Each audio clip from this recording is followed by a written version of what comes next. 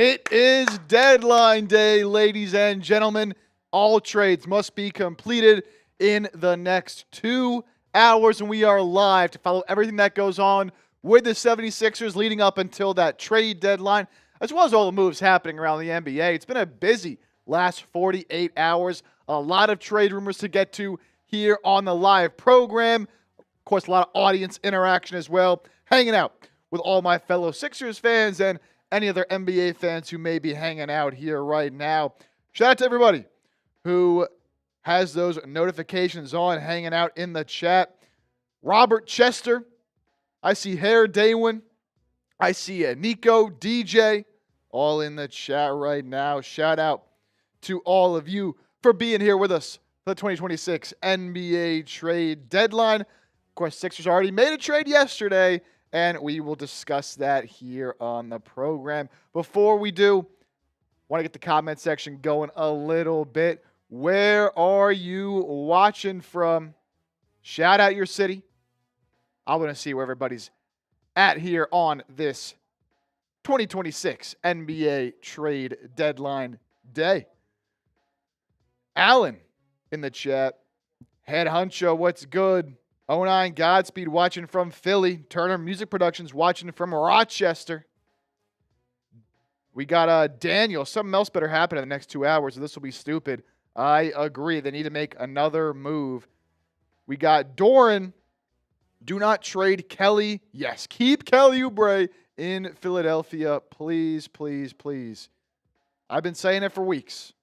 It would be a mistake to trade away Kelly Oubre. I see my parents in the chat. Let's go. A1 Head Honcho coming from Connecticut, lifelong Sixers fan. Doran watching from Bethlehem. Robert Chester from Philly, but currently living in Orlando. Rob Jones, Alaska. Joe from Atlanta. Antoine, we love Maxi. Oh, yes, we do, baby. Yes, we do. William watching from Pennsylvania as well, as we have just under 2 hours until the NBA trade deadline. Joseph, why not Kawhi? I don't really see the Clippers trading Kawhi, and especially not for a suspended Paul George. Now, we do have a bunch of big NBA news to get to. Some things breaking here in the last really 30 minutes or so. But we will start today's program. Appreciate all of you hanging out here with us. 100 people watching. As you get in here, be sure to hit that thumbs up icon and like the stream if you're excited for deadline day. We, of course, got to talk about the Jared McCain trade, right? That's the first thing we got to hit on the program. Obviously, I talked about it on the program, on the show, the past couple of days. But, man, to actually see this and see this in its full details here, that Jared McCain is headed to Oklahoma City, I'm not happy about it. You can let me know what you think of the trade, but I've been saying the past couple of days that I think this is a mistake to give up on Jared McCain this early. I get that you're getting pretty decent value, right, for a player in McCain who has not been good this season, but one, this isn't a win-now move. You're not getting anything back in return that can help you this season in this Jared McCain trade, when I think the Sixers should be focused on trying to make a push this year and trying to get assets that can help them win this season. This is a move to, A, duck the luxury tax, which I've been saying for weeks. If that's the direction the Sixers go in, I will not be happy. And it seems like that is the direction the Sixers are going. B, to open up a roster spot to sign Barlow and Jabari Walker. But look, the way Jabari Walker's been playing, man, I think I'd rather have Jared McCain on roster. And also, there was some reporting from Shams Charania that this move was made as well to open up some flexibility to sign Quentin Grimes in the offseason. Fine. You know, I definitely want to keep Quentin Grimes around. But this is not a move I would have made and not a move I agree with. You really got to hope that whoever you pick with this first-round pick from Houston this offseason is well worth it. But also, you know, if you're the Sixers, you don't make a win-now move. Still, 2 hours to go to the deadline. They very well still could make a move to go out and get some other pieces. You don't make another move. You lose in the first round. Do we really care that much about who they take in that first round? We're going to be saying, man, they didn't make enough moves to get past the first round of the playoffs, and they weren't aggressive enough at the deadline. I just hope we're not coming back to this moment in a few months and regretting this deal, especially if Jared McCain ends up becoming a very good player for the Thunder. Obviously, what he did his rookie season was phenomenal. Has not been having a good second year. We know that, but has shown flashes as of late. But I can just tell. He's going to go to Oklahoma City where they develop the heck out of players, and they're going to turn him into an absolute stud. People are comparing it to, the Tyrese Halliburton trade, the Jalen Brunson trade, right? These guys going from their original teams to whoever traded for them and then end up being great players, right? So I could just totally see that being the case. Some other Sixers news of note, and this is kind of what we expected, but Tony Jones of The Athletic officially reporting that the Sixers are still working to find a landing spot for Eric Gordon. So do expect Eric Gordon to be moved at some point here today. I thought he was going to be one to be traded, though, and not Jared McCain. But, of course, that's kind of the way she goes. McCain no longer a Philadelphia 76er. I just still can't believe it, man. We got plenty more to talk about. We'll run through all the trades that have happened really during this entire trade season. And, of course, we'll get to your comments. We'll get to your trade ideas, everything you guys are saying down in the chat. Shout out to Nico, Kenneth, Air, 09 Godspeed, Jorge, Giordano as well. Recognize some of these names for some of our watch parties as well. So shout out to y'all.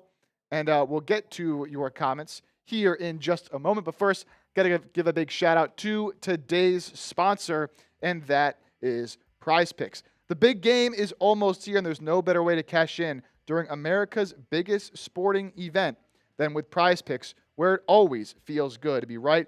And since the big game is right around the corner, that also means it's your last chance to get into the football action before next season. So, close the season out right with Prize Picks by getting $50 instantly in lineups when you play your first $5. Prize Picks is super simple to play. All you do is pick more or less on 2 to 6 player stat projections, and you can win some big-time money. And especially for games where your team might not be involved, it's a great way to get some action on the game and get a little more invested. The new social feeds feature is a great feature on Prize Picks where you can share Prize Picks with your friends and copy lineups from winners with a single click. Copy lineups you like, use them as inspiration for your own picks. You can even follow Prize Picks partners like us and tail or fade our picks with just one click. A great feature of Prize Picks is all the deals they are always offering and that they always have. This week, Prize Picks has a special max discount for the big game live in the app now. Drake May just needs one passing yard for the max discount to win. Just add another player to your lineup, and if your picks hit, you can cash in. It is as simple as that. So, download the Prize Picks app today and use code CLNS to get $50 in lineups after you play your first $5 lineup. That's code CLNS to get $50 in lineups when you play your first $5 lineup. Prize Picks, it's good to be right. That link hanging out in the chat right now. Okay, so we talked about the Jared McCain trade, and we could talk about some of the other trades as well that have happened. But first, I want to get some of your guys' thoughts on some of the trades that have happened so far. So I'm curious. Obviously, there's been some big moves, some smaller moves as well. Obviously, we know what the Sixers have done. So I want to know who has had the best trade deadline so far, in your opinion. Go ahead, get down there in the comment section.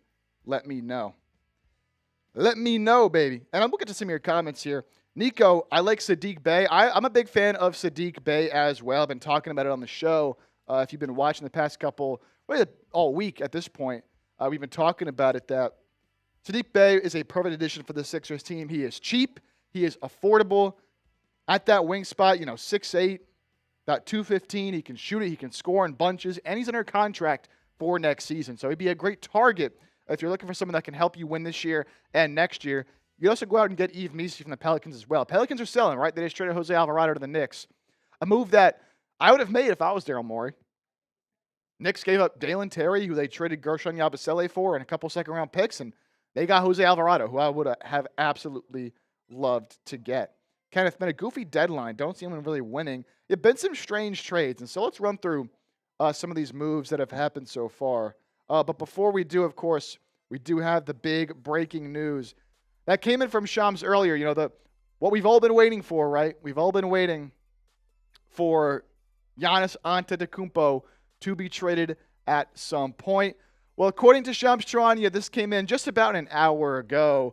The Bucks have indicated to teams that they are keeping Giannis through the trade deadline and will start making other trades. They've actually already made a couple, or at least one trade here so far around the edges, trading away Cole Anthony to the Phoenix Suns. So don't expect any Giannis movement today. I didn't think the Sixers were ever really in contention to go ahead and get Giannis, right? It was really the Warriors, the Heat, the Timberwolves were the big three teams that were mentioned to be going to get him. The Knicks were a little bit in there, but that kind of cooled off in recent weeks. So Giannis looks like he's going to be staying with Milwaukee. Very well still could get traded in the offseason, but not going to be traded here at the deadline, which I was surprised at. Man. I really did think that Giannis was going to get moved at this deadline, but according to some sources, teams didn't feel that Milwaukee was being all that agreeable, I should say, in trying to trade Giannis. They didn't really feel like that the Bucks were being all that serious, I guess would be a better way to put that, and actually giving up Giannis. Max, trade for Yabu. Yeah, so Yabusele on the Bulls now. And so we shall see what ends up happening with him. Does he get bought out? There were some rumors Yabusele might go overseas.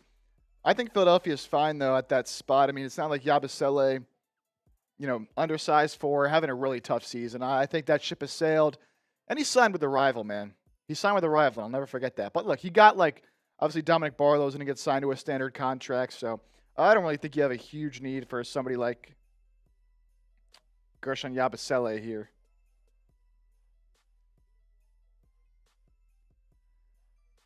So the Sixers have been rumored today to be looking to move off of Eric Gordon. I'm hoping that's a move to go get another player and not just to dump off another small salary. They can use Eric Gordon's salary in a deal, man.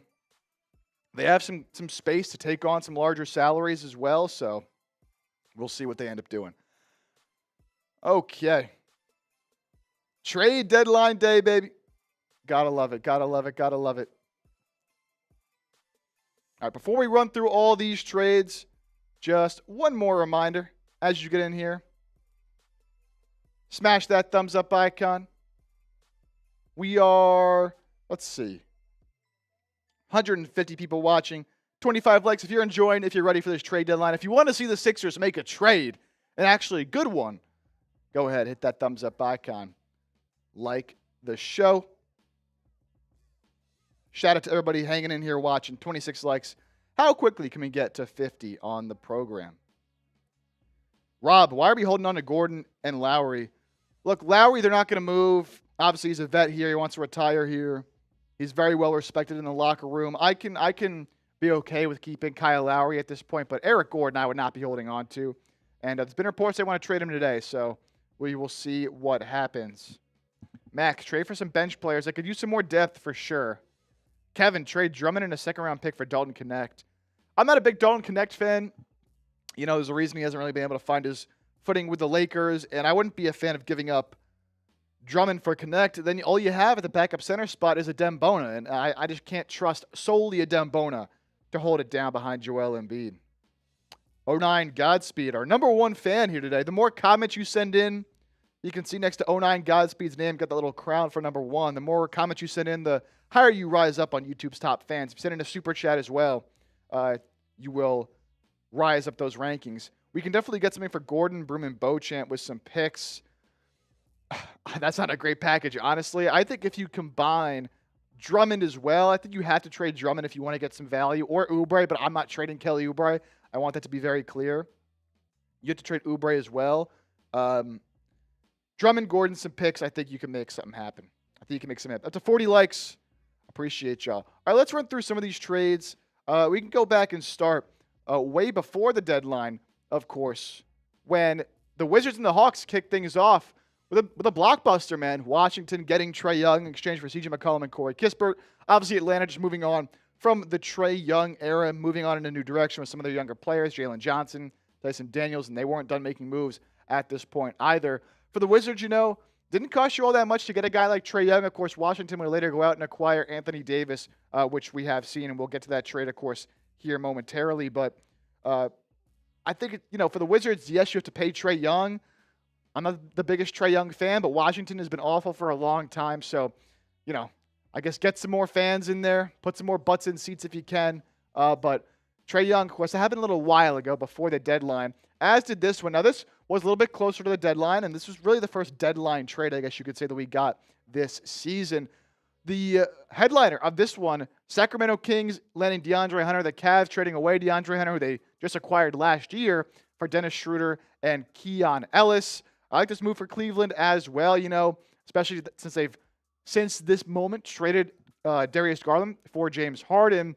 You get a reliable veteran in Dennis Schroeder, who we saw have some big moments for Detroit last season in the playoffs. Keon Ellis, a guy that we talked about a ton here on the show.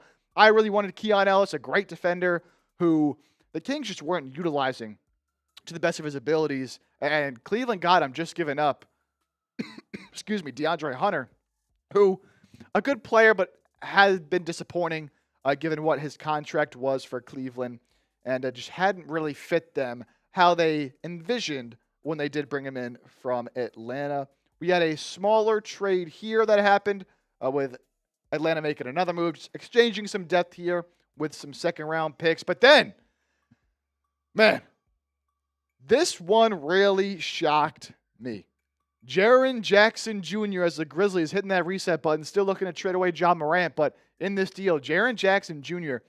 going to the Jazz. So we've seen a couple instances here with the Wizards getting Trae Young, the Jazz getting Jaren Jackson, of pretty mediocre to bad teams going out and making an aggressive move to get an all-star level player. That's what the Jazz do here. But I do look like what the Jazz are looking like now after this deal. Getting Jaren Jackson, some depth pieces as well in exchange for really just salary filler. Kyle Anderson, Walter Clayton, Taylor Hendrickson, George Niang. Shout out Bang Bang George Niang, the minivan. Grizzlies, though, getting 3 future first-round picks. It was obviously why they did this deal. Hitting a reset on their core. They traded Desmond Bane last year. Now they trade Jaren Jackson. And you imagine they're going to trade Ja Morant at some point. Going to keep checking the notifications, making sure that we're not missing any of the big breaking news.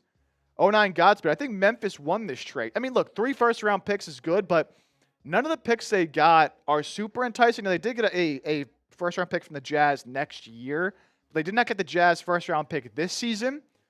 Obviously, what those picks end up going to, we'll see. And Jaren is on a big contract, as you do point out down there, 09 Godspeed. But all of a sudden, I like what the Jazz are looking like, man.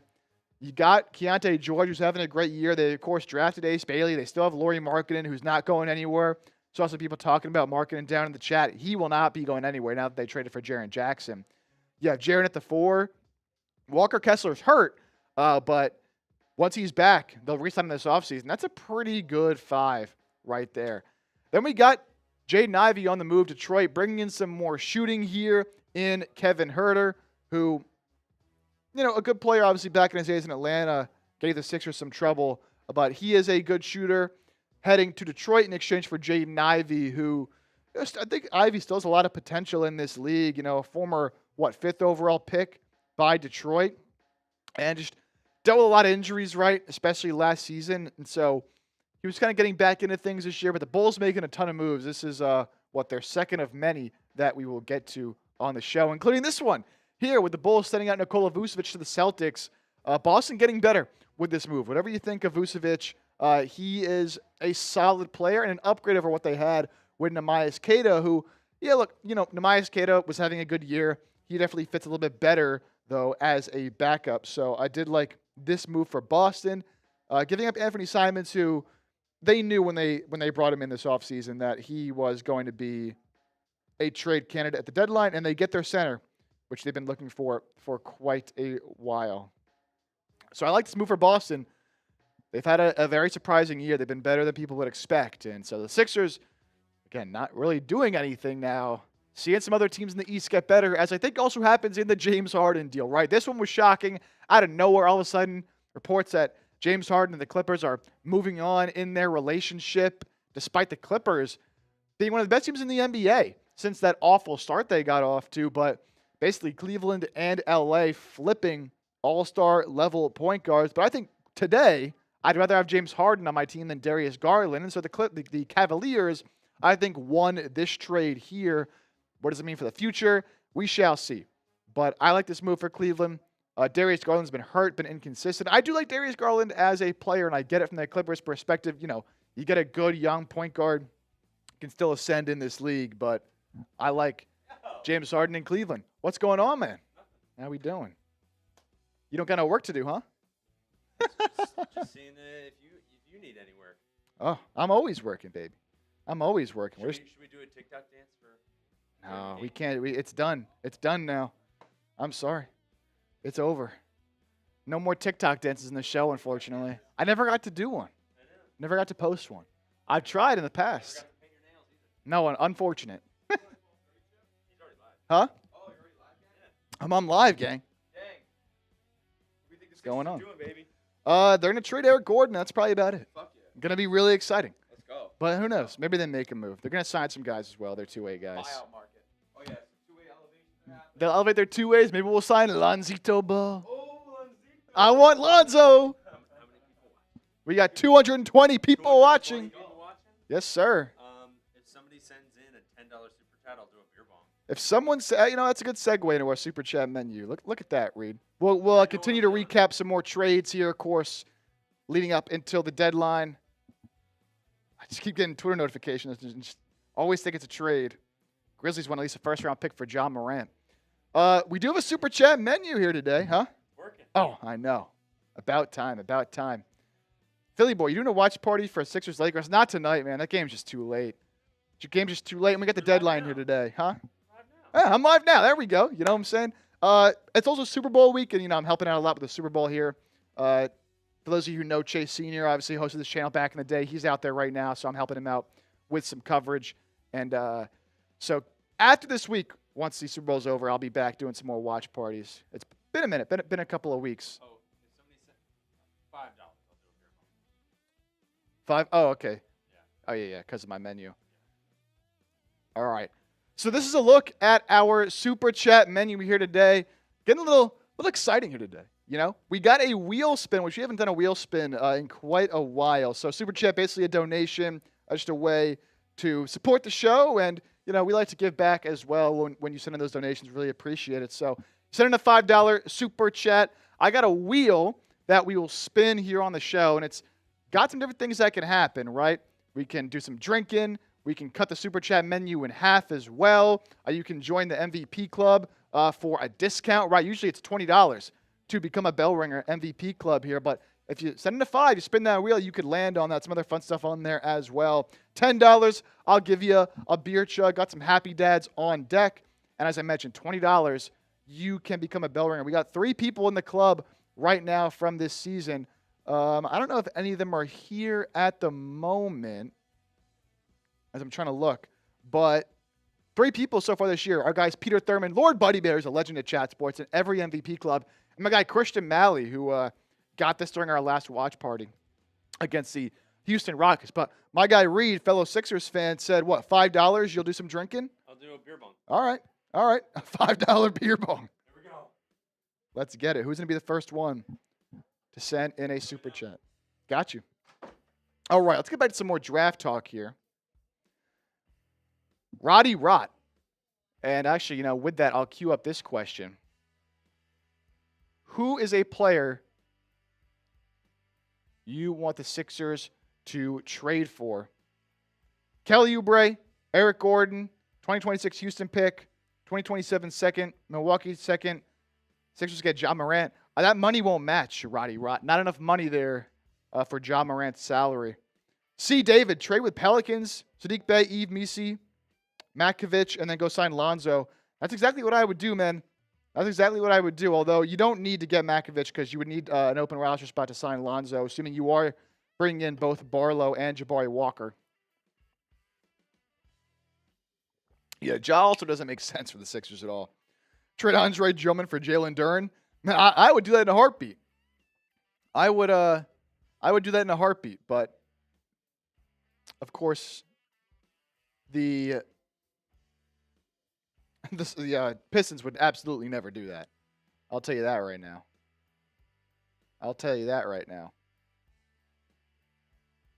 All right, keep letting me know your trade ideas, what players you want to trade for down below. And we could chop it up. And you'll see here all the trades. We'll, of course, keep diving into more of them where we left off, but just want to hear from y'all here. for a little bit, as we're about 30 minutes into the live show. 233 people watching, 59 likes. I'll tell you what, when we get to 100 likes, we are 40 likes away. I'll crack open my first drink of the night. So shout out to y'all. Of the day, I should say. It's the afternoon here. I'm so used to doing these watch parties at night, but it's midday.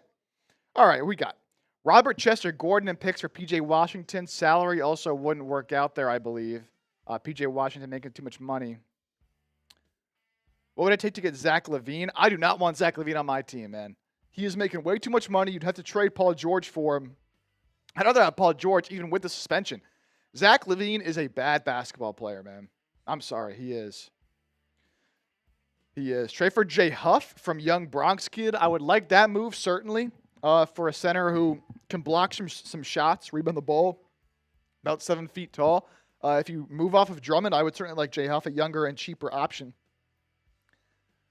TXF, you think we're actually going to make a trade? I do. The Sixers, I do believe, are going to make a trade. It's going to be small. If I had to guess, I would say the Sixers probably just end up trading away Eric Gordon and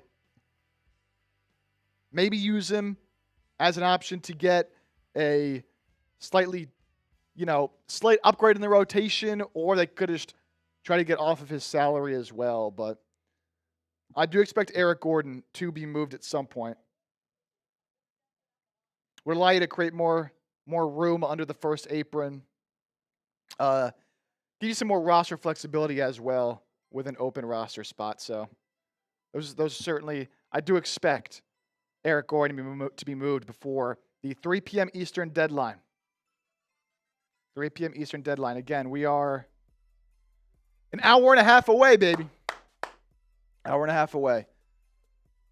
Cyber, Drummond and Rockets picks for Tari Eason. I would love to get Tari Eason, man. He's another guy I've been talking about for a while, a guy at the 4 spot who plays at 110%. He's a great rebounder, an amazing three-point shooter this year as well, though he's been hurt a little bit, but shooting well over 40% from 3 this season on spot-up catch-and-shoot threes. So I would love Tari Eason on this roster. And if the Rockets aren't looking to re-sign him, they didn't give him a contract extension. He'll be a restricted free agent this offseason. I don't know if that would be enough to get it done. It certainly is enticing for them to get their own pick back, although I'm not sure that they're too worried about picks. Although you get a pick back for a play you might lose in the offseason. Maybe. Viter, do you think it's possible they trade Paul George? It's technically possible, but it's not going to happen. I do not believe that will happen today. No one's trading for a suspended Paul George, and I don't know what kind of value you'd get for that big contract anyways. I'd rather just hold on to Paul George, and I hope he can come back in the last 10 games of the season and help the team win some games when it matters most. Appreciate that question, though. That came in from Vitor, 1311. Young Bronx Kid, Drummond for Jay Huff. I like that deal. Max, they get a backup guard and forward. Yeah, all of a sudden, I talked about this morning. Like, for a long time, it's been, when talking about the Sixers, that they have too many guards, this and that to start the season. Well, now all of a sudden, you have another need for a guard because you traded away Jared McCain. And so it's Maxey, it's Edgecombe, it's Grimes. But neither Edgecombe or Grimes are really guys you want initiating the offense, right? Being your primary ball handler. Obviously, Maxey can do that, but he can't do that for an entire game. And so I think you need another primary ball handler. A guy I'd like to see the Sixers go out and get in the buyout market is Lonzo Ball. Having a rough offensive season, but I think 100% could still be able to get the job done. Coming off the bench, playing some defense, running the offense. So that's where I would go. Pistons would laugh at us for Durr and for Drummond. Yeah, that would never ever happen. Never ever happen. See, David, I hated the Janai Broom pick. I'm trying to add in Makovich and give them Broom as well. Yeah. No, I get what you're saying. I'd never liked the Broom pick either. Just not a guy that I think is going to really have any success in the NBA with his skill set. And certainly Makovich would be an upgrade over Broom, but I would like to bring in, if you're going to bring in Misi, then I would like to bring in Lonzo Ball for another guard. Godspeed, what seed do you think we are with our current roster? Look, Sixers are the 5 seed right now. They have a realistic chance. Now, the Knicks have been hot, so it's going to be tough to catch the Knicks, but they're still only about 3 games behind the Knicks for the 2 seed, right? And so I don't think they get there.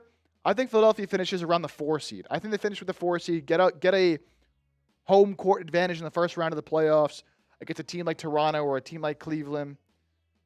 So I'm going to predict they finish as the 4 seed.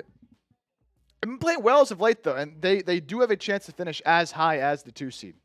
You're not catching Detroit at number 1. James, trade with Pelicans. Murphy, Misi, or Bay. Markkanen is my player, the slick hustler for Philly. So Markkanen's not going to be going anywhere. Utah traded, of course, for Jaren Jackson, so they're not going to be moving off Lauri Markkanen. Trey Murphy, the Pelicans haven't had any interest in moving him. Yves Misi, though, and Sadiq Bey, there's a very realistic world where you can get both of those guys in the same deal, and it won't cost you all that much more than some salary and some draft picks. So I do like those 2 guys for sure. Philly boy Kawhi, we're not getting Kawhi Leonard. We'll probably get Yves Misi and call it a night. They might do nothing and call it a night. There is a chance. There is a chance that they just sign Walker and Barlow and call it a day and don't even move Gordon. Kenneth Adams, 5th right now. I think we're best in the East, though, including the Pistons. Look, I was, of course, talking where they're going to finish in the standings. The Sixers have a chance to be absolutely anybody in the East. There is no powerhouse out East, right? I think the best team right now is probably the Knicks, although the Pistons, of course, have been playing well. But am I really scared of the Pistons? Not necessarily. Sixers can beat anybody. And that's why I wanted to see them make an aggressive move today. Go out, make a trade, get an upgrade. Instead, they traded Jared McCain for picks. So, would Haywood Highsmith be a good buyout option over converting Walker? That's an interesting conversation there, Dennis. Who would I rather have between those 2 guys? I mean, look, Walker really hasn't been good. Haywood Highsmith is definitely a better 3-point shooter and a better floor spacer.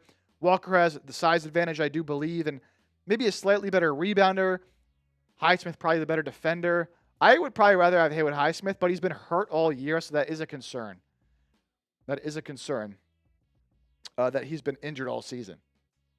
But I would certainly think about bringing Haywood Highsmith in the buyout market. He was bought out by the Nets. Jeffrey Williams, get Lonzo. I've been saying I like Lonzo Ball. I like his fit on this team as a backup point guard. Would anyone trade Maxey for Cade? I love Maxey. But him and his 1% better every day would be getting me Cade. Look, Maxey, Cade, obviously, look, I'm sticking with Maxey. That's our guy. I'm sticking with him. Cade's a very good player, no doubt about it.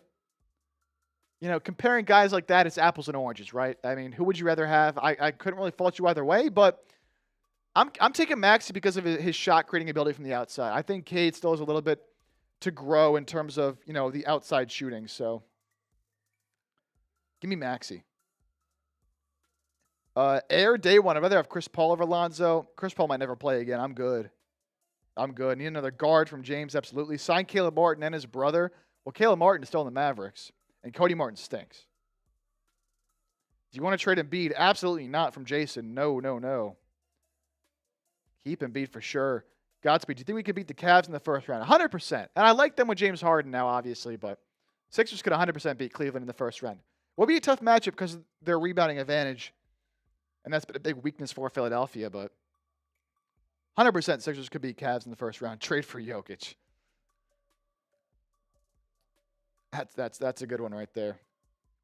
Nate, another big or great forward. This team's biggest flaw is rebounding.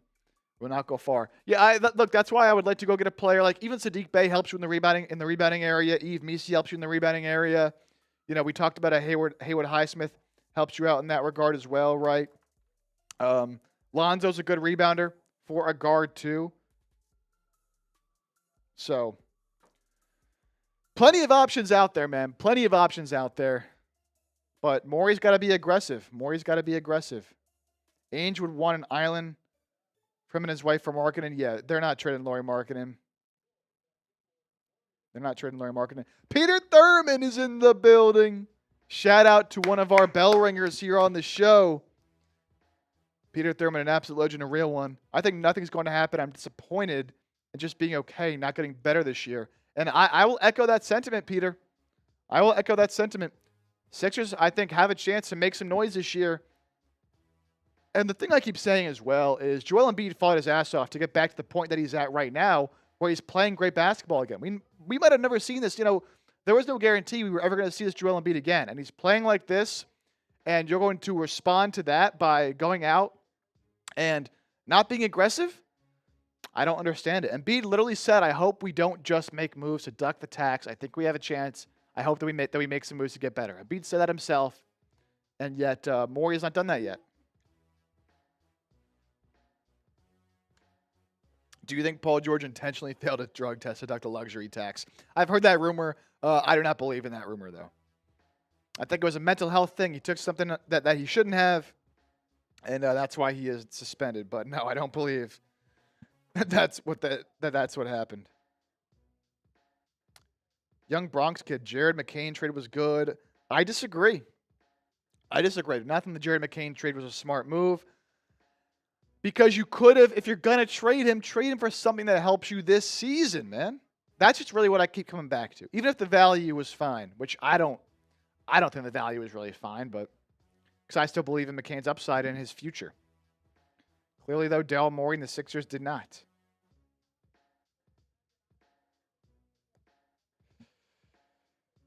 All right, what else we got here? Shout out to everybody going in the chat right now. 259 people watching live, and the chat is flying. So shout out to y'all with a bunch of questions talking about this trade deadline. Paul Reed, he's under contract. Well, Mathurin for Watford and Gordon and a pick. Mathurin for Watford, Gordon, and a pick. I think that would get done salary-wise, so I think that would be okay. I like Mathurin a lot. I think his value is a little bit higher than that, though, Robert. Even though he is a restricted free agent, there's been a lot of rumors Indiana's looking to move on from him. Also, if you're the Sixers, you can't really pay Quentin Grimes and Bennedict Mathurin. But he would help you this season. I don't think Indiana would take that, though. Do you think the Knicks will make moves? The Knicks have already made a couple of moves. As you see right here, they acquired Jose Alvarado, a guy that I really wanted Philadelphia to go out and get. But Morey wasn't aggressive. They gave up Dalen Terry, who they just got for Gershon Yabusele, who Dalen Terry they were not going to keep around, and 2 second-round picks they traded for Jose Alvarado. I would have done that in a heartbeat. But Morey sitting on his ass. According to reports, Haywood Highsmith is drawing interest from several playoff teams. He's healthy, playing 5-on-5. And was set to make his season debut on February 11th after meniscus surgery before he got waived. So, sounds like he is healthy.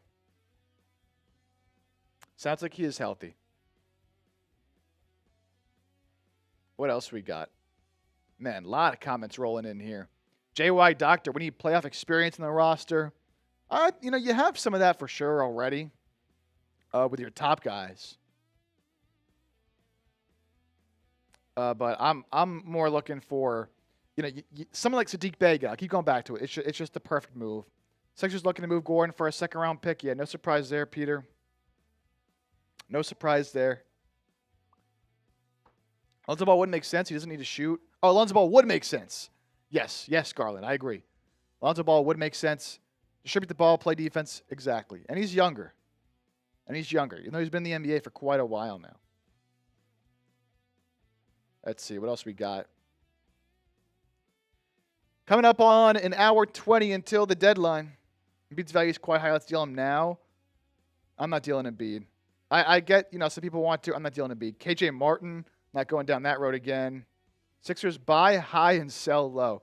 That's why I didn't like the McCain move, man. The McCain move was a sell low move. Jorge. My idol is Paul George. Shout out to PG, man.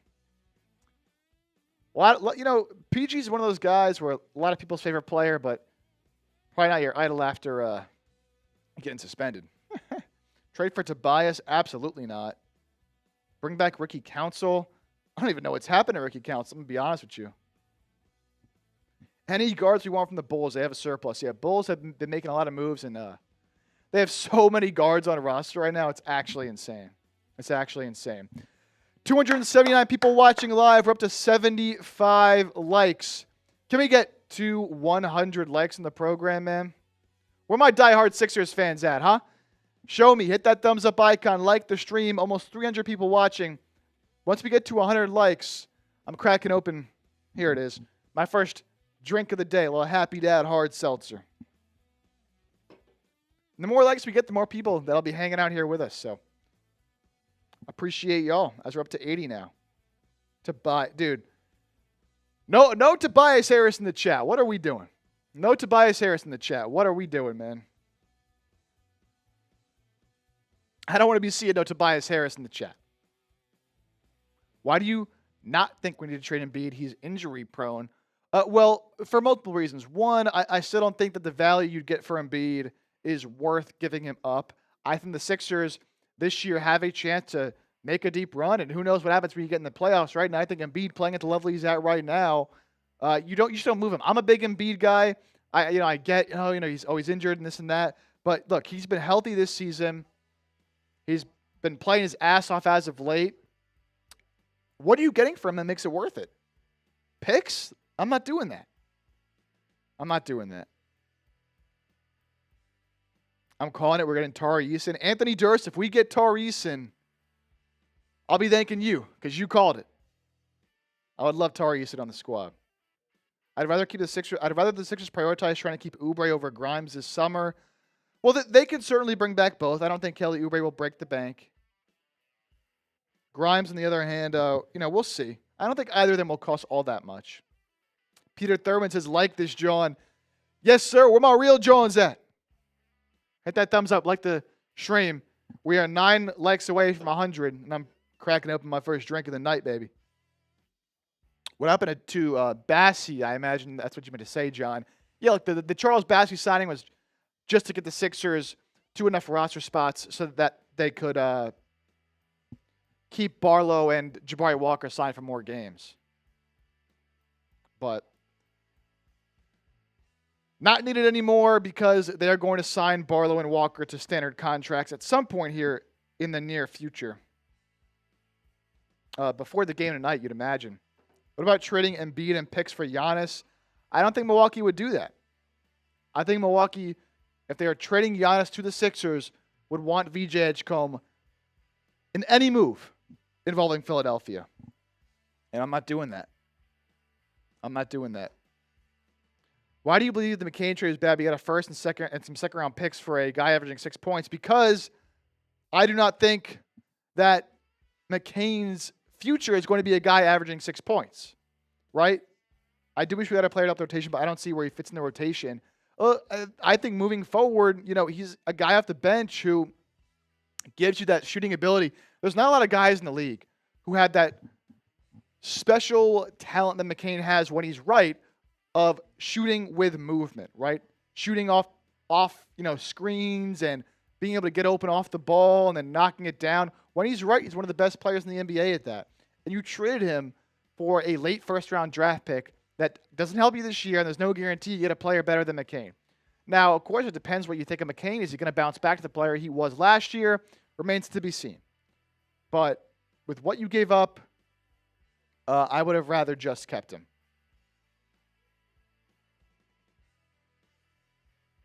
I would have rather just kept him.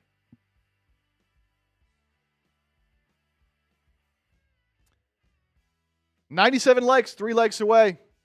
Hit that thumbs up icon, baby. Casual Sixers fans would trade Embiid for picks. I wouldn't do that. Kelly Oubre and picks will be traded. I hope Kelly Oubre is not traded. Now, Oubre is someone I would only deal if you are certainly getting an upgrade. Someone I only deal if you're getting an upgrade. Any chance you'd like a Mike Conley or Tyus Jones as the fourth guard? I don't want Mike Conley. He was quite literally unplayable. He was quite literally unplayable for Minnesota. There's a reason they let him go. I don't need Mike. I'd rather have Lonzo Ball. Tyus Jones, I thought, got traded. Yeah, Hornets traded for Tyus Jones. I think they keep him. So I don't think there's really a scenario where you can get Tyus Jones. I think he's staying in Charlotte. What about trading Quentin Grimes? So Quentin Grimes has a no trade clause, so he'd have to approve any trade that does happen. He'd have to approve any trade that might happen. Hey, we crushed 100 likes. Shout out to all of y'all. Let's have a day, man. Let's have a day. Just over an hour until the trade deadline, when all trades must be submitted. Sixers haven't done anything yet here today. Obviously, they traded McCain yesterday. But I'll give you all a little chug. Shout out to everybody hanging out. Almost 300 people watching. And a reminder as well. A lot of new faces, a lot of new names I'm seeing in here. If you are not already, be sure to hit that sub button. We bring you coverage like this, trade deadline, of course, but we also go live for other big events, free agency, the draft. And we do watch parties as well here on the show. We're going to be starting up some more watch parties as well. Not doing tonight's game, of course, because we're live for the deadline. But we give you Sixers news, rumors, analysis, a whole lot more all throughout the year. So much more than, just a live show like this, right? You get coverage all week long, all year long. And we picked up already about 10 or so subs. Trying to hit 25,000 subscribers. So if you're looking for more Sixers coverage in your life, and it's 100% free right here on YouTube, man. All you got to do is hit that sub button. I appreciate you. Shout out to our most recent subscribers, Maiwan, Goga, Vitter, Zvi Kroll, and Larkin Kenny. Shout out to all of you guys. Kenneth Adams, I appreciate it. Robert S. Downs, a legend around here. I always see Robert in the chat, in our comments, on our videos as well. Doubtful they do anything else. I do think they'll make at least one more trade. I think they'll make at least one more trade, and that's probably trading away Eric Gordon. But, again, cheers to y'all for getting us over 100 likes, and cheers to all our new subscribers here today.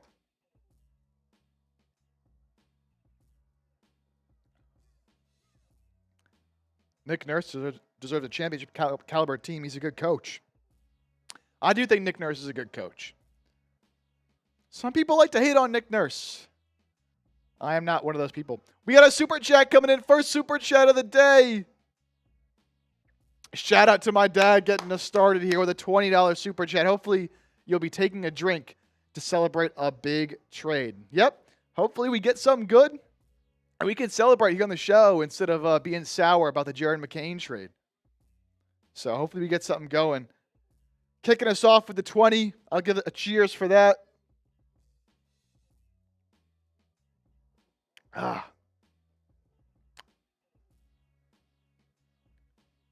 And why don't we spin the wheel? Why not? We haven't spun the wheel yet.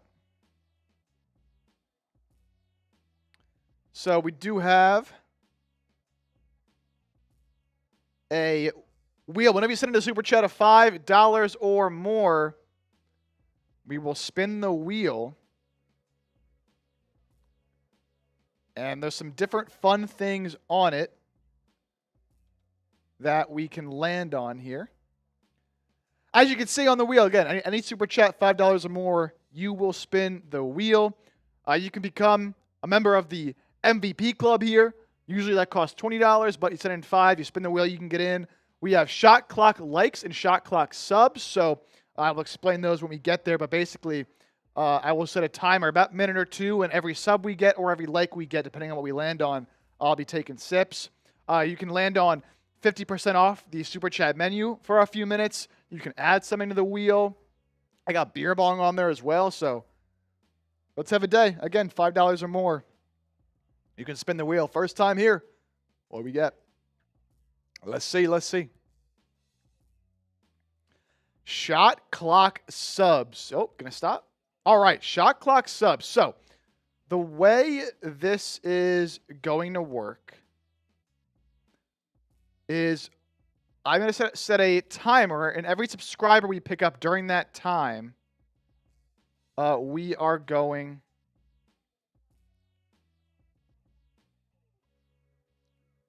to take a drink for every subscriber that we pick up.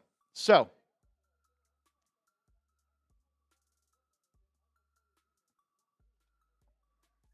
you see here, we are starting at 24,869 subscribers. When the clock below me hits 1 hour and 8 minutes, So 1 hour and 8 minutes. You know what? We'll go 1 hour, 7 minutes to give you all a little extra time there.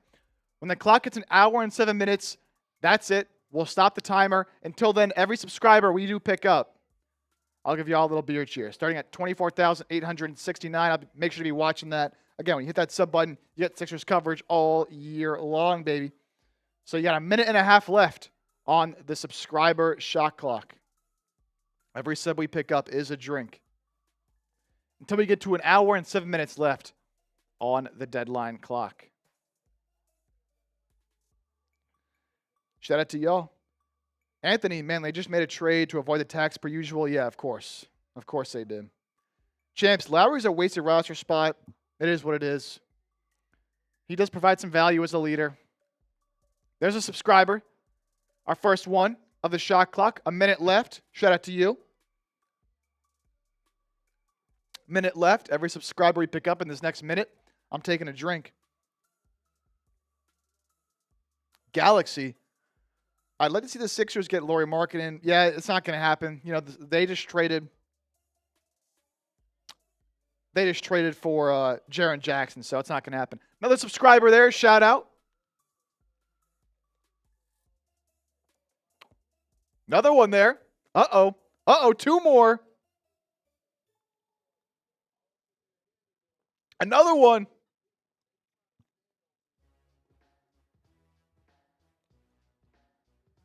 Already almost done. Another one. Come on, baby. Hit that sub button. Shout out to you guys, for real. If you're a new subscriber, let me know in the chat. I'll give you a shout out. Really do appreciate it, man. I promise you won't regret it. We got great coverage here all throughout the year. All right, and there it is. Got to 1 hour, 7 minutes. That's a cutoff. I'll let that one sneak in there. Why not? With the YouTube delay. They trying to kill Chip. Hey, it's my first one of the day. We're all good. About to be done, though. It's the deadline. It's deadline day, you know. Have a little celebration.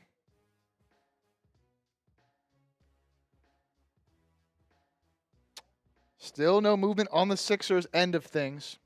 All right, we're going to go through some more of the big trades that have happened and go through some of the more recent trades that have happened as well here, leading up with about an hour to go until the deadlines. York Bowling, 150 likes, and you crack open another one. You know what? York Bowling? How about this? So we have 274 people watching, 132 likes. I'm going to tell you guys about our sponsor, Prize Picks. We are, 17 likes away from 150 likes? If we can get to 150 likes by the time I'm done this Prize Picks read, I will crack open another one. How about that? So we are now 16 away from that number. So get us there before this Prize Picks read is over. We'll be about a minute and some change. So we'll see if we can get there. And of course, we'll keep talking trades here in just a minute. But first, got to give a big shout out to the sponsor of today's live show here, and that is Prize Picks. The big game is almost here, and there's no better way to cash in during America's biggest sporting event than Prize Picks, where it always feels good to be right. And since the big game is right on the corner, that also means it's your last chance to get into the football action before next season. So close the season out right with Prize Picks by getting $50 instantly in lineups when you play your first $5. Prize Picks is super simple to play. All you got to do is pick more or less on 2 to 6 player stats. You can flex it, you can power play it, and you can win some big time money. It's great to use, especially during events where your favorite team might not be playing.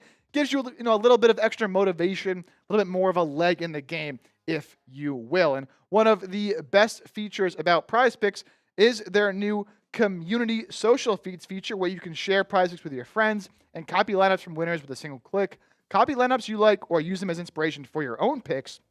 You can even follow Prize Picks partners like us and tail or fade our picks with just one click. Prize Picks also offering some great deals, and they got a great deal as well for the big game. Prize Picks has a special max discount this week for the big game, live in the app now. Drake May needs just one passing yard for the max discount to win. Just add another player to your lineup, and if your picks hit, you can cash in. It's as simple as that. So Download the Prize Picks app today and use the code CLNS to get $50 in lineups after you play your first $5 lineup. That's code CLNS to get $50 in lineups after you play your first $5 lineup. Prize Picks, it's good to be right. That link in the chat right now. And we got to exactly 150 likes. Look at that. Beating the buzzer. Right as I was finishing the read there, we got to that number. So I am going to crack open a new one. While I do that, I want y'all to get down in the chat. I want to know what team you think has had the best trade deadline so far. Let me know. And then we'll run through some of these trades that have been happening all day. But shout out to y'all.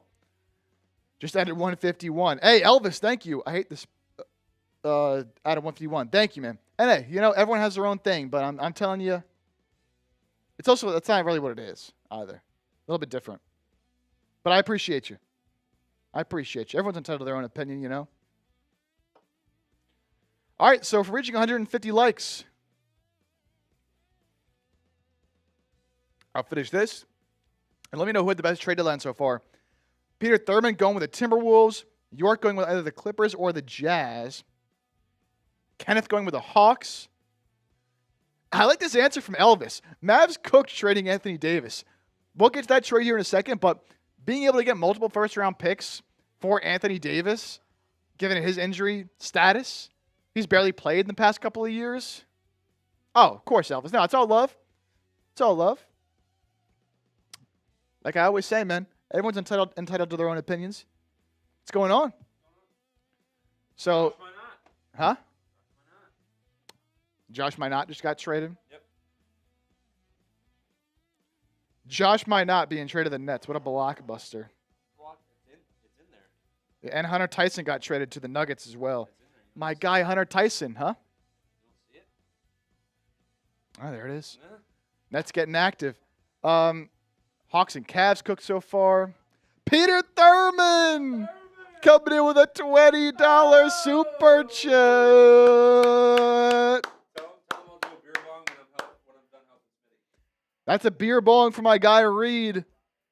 And of course, we'll spin the wheel for you, Peter. Shout out to Peter Thurman for the 20. Now, Peter, you're obviously already in the MVP club, the Bell Ringers club here, so I can't add you again, but you're already in there. Shout out to you.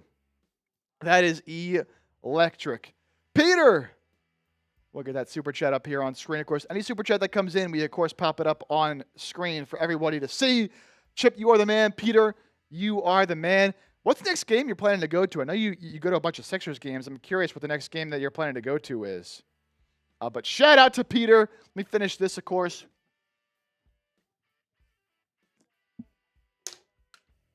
And I'll crack open my next one. But shout out to Peter. We've had a great audience here today. This is a great show going on. Peter, appreciate you. My guy Reed's going to do a beer bong for you as well. And let's spin that wheel for Peter, and then we'll get back to these trades and get back to your comments. But yeah, Elvis, 80 has barely played for them. Chris Boucher is for nothing is crazy. From Nate. Look, I talked about Chris Boucher in the offseason. He kind of stinks. He couldn't get any run for the Celtics, who have been looking for a big man depth all year. All right, Peter. Let's spin that wheel. Let's spin that wheel as we are under an hour to go. We are under an hour to go until the trade deadline.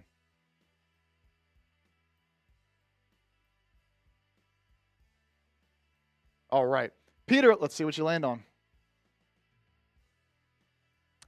Knicks is my next game. All right, sick. Sick. Oh, Peter. Shot clock likes. All right, so this is very similar. This is very similar to how the shot clock subs one worked.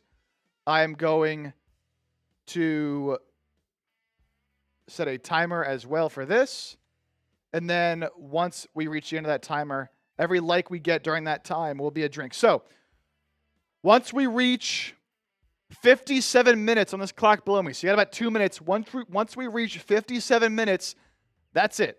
Clock is over. We're at 153 likes. Every like we get, I'll give y'all a beer cheers. And I'll take a sip of my Happy Dad.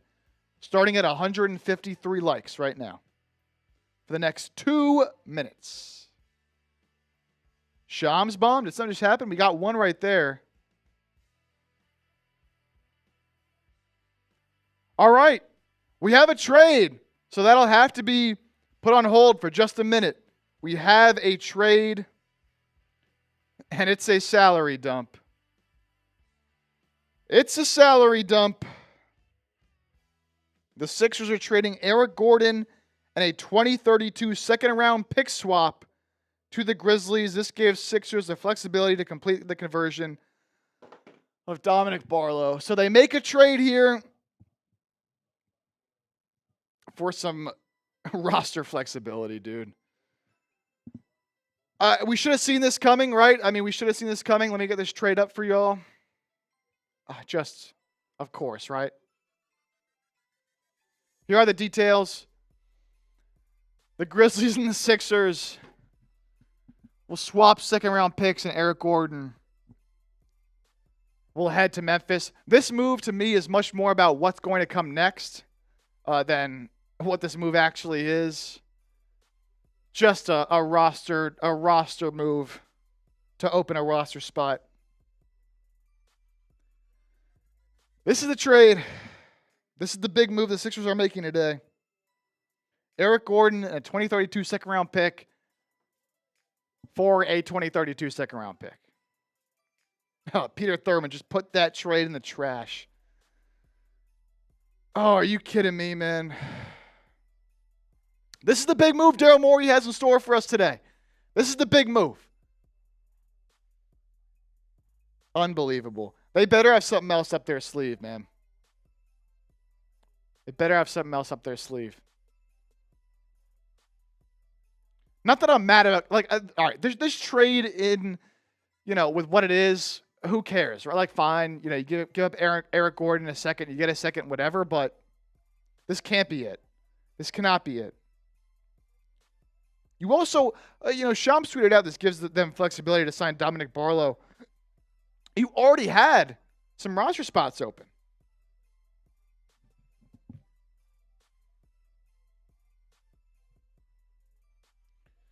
So Eric Gordon going to Memphis. We did expect Eric Gordon to be traded.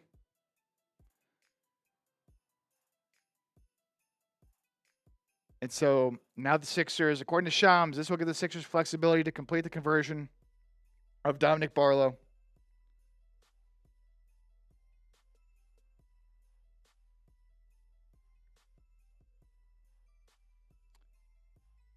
I got to tweet this out. The Sixers are now $5.3 million below the luxury tax and have 3 open roster spots. So you have to imagine that they're going to obviously sign Barlow and sign Jabari Walker. And then they'll have another roster spot open. Maybe Alonzo Ball. I mean, they need another guard. And so certainly Lonzo Ball could be an option.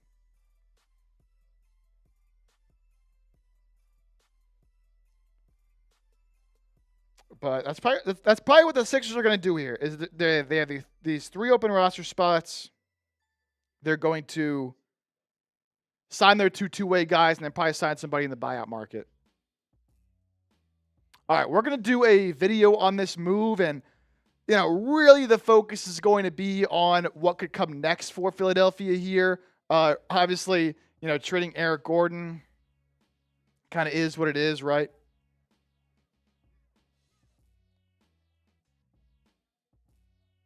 But we will get on this here in a second.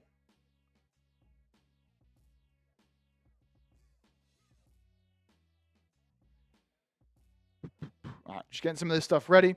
You guys can let me know what you think of this trade.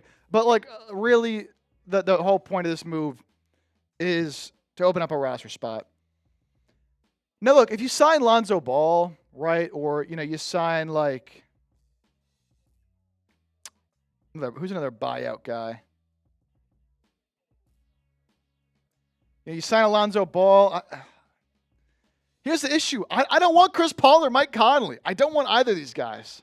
You got to go get Lonzo. You got to go get Lonzo.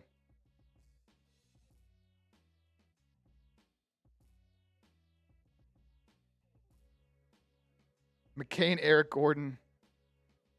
Trade for Westbrook. No. No. We also did get a few likes, so after we record this video, I'll give you all that beer chug. Big Elf, the only thing was to dip the luxury tax. Kind of seems like that's what it was.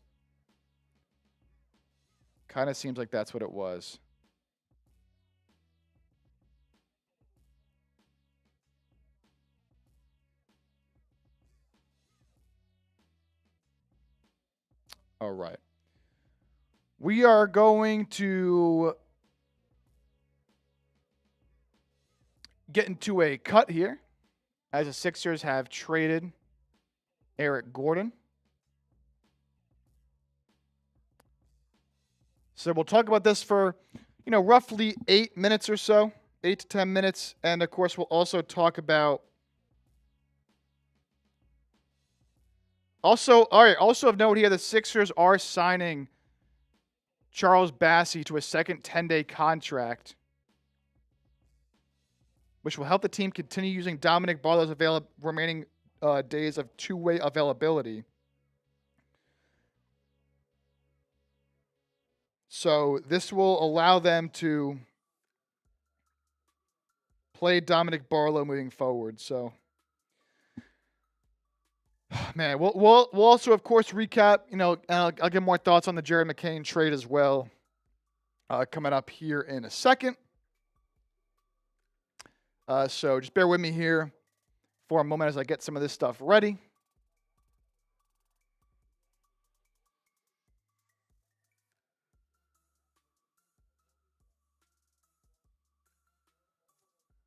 So we got that there.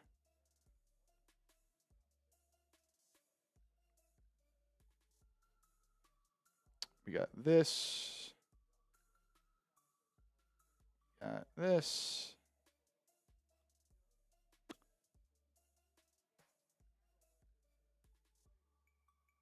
We got Barlow.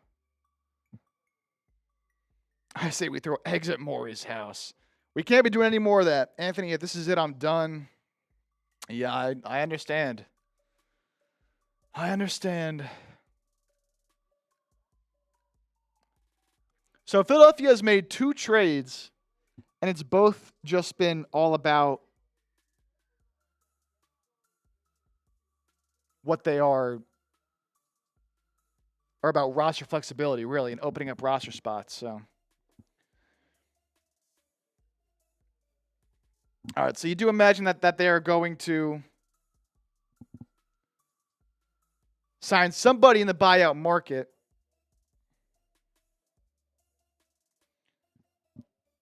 Let me see. I know we got some buyout targets here.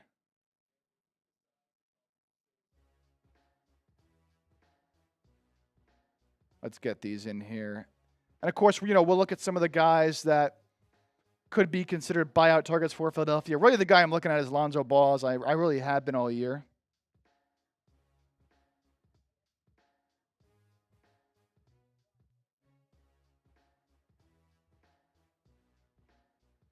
So we'll get these in here. And then we'll get into this video.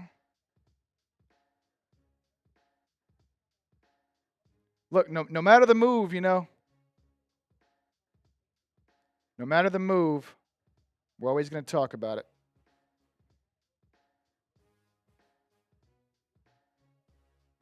Is Broom playable yet? I don't think Janai Broom is really playable yet. Lonzo, Middleton, Brogdon, Bagley, maybe. Yeah, we'll talk about some of these guys here in just a moment. Just get everything situated here.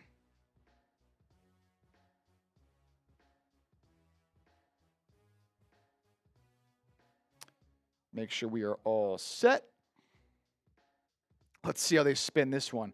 Look, it's just a roster spot move, right?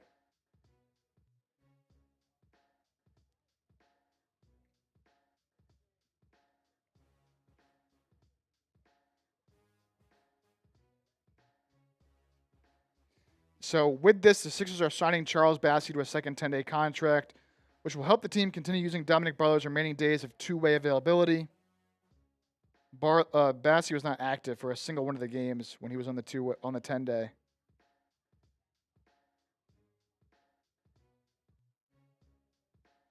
So we'll talk the deal, we'll hit our spawn, and then we'll talk some buyout guys as well, which really for me is Lonzo Ball.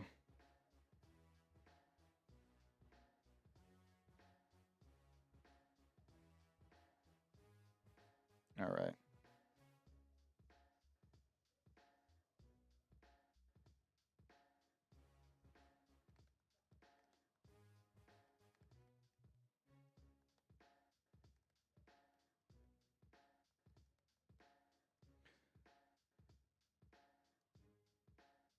All right.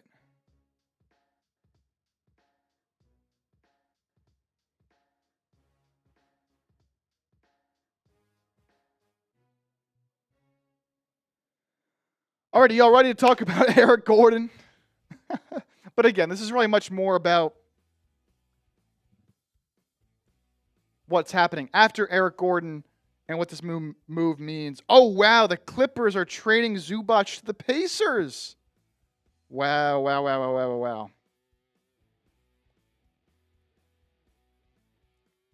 We'll definitely have to talk about that move after this trade as well. Zubac is headed to Indiana. Clippers are open for business. But, of course, first we'll talk about this Eric Gordon trade, what it means for the Sixers, and then we will talk about everything else that is going on. We'll probably touch on the Jared McCain trade as well. So, alrighty. Let's get into it here. Make sure I have these trade details right.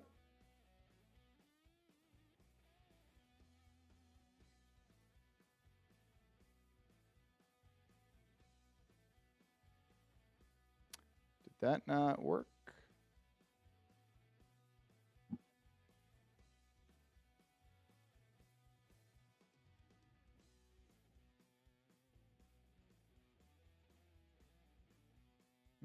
Not sure why that didn't work. 1 second.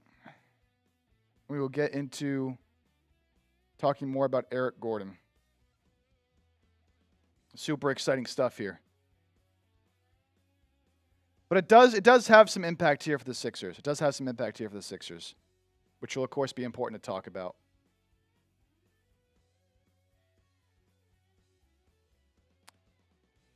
And that is what we give you here. We give you the best coverage we can.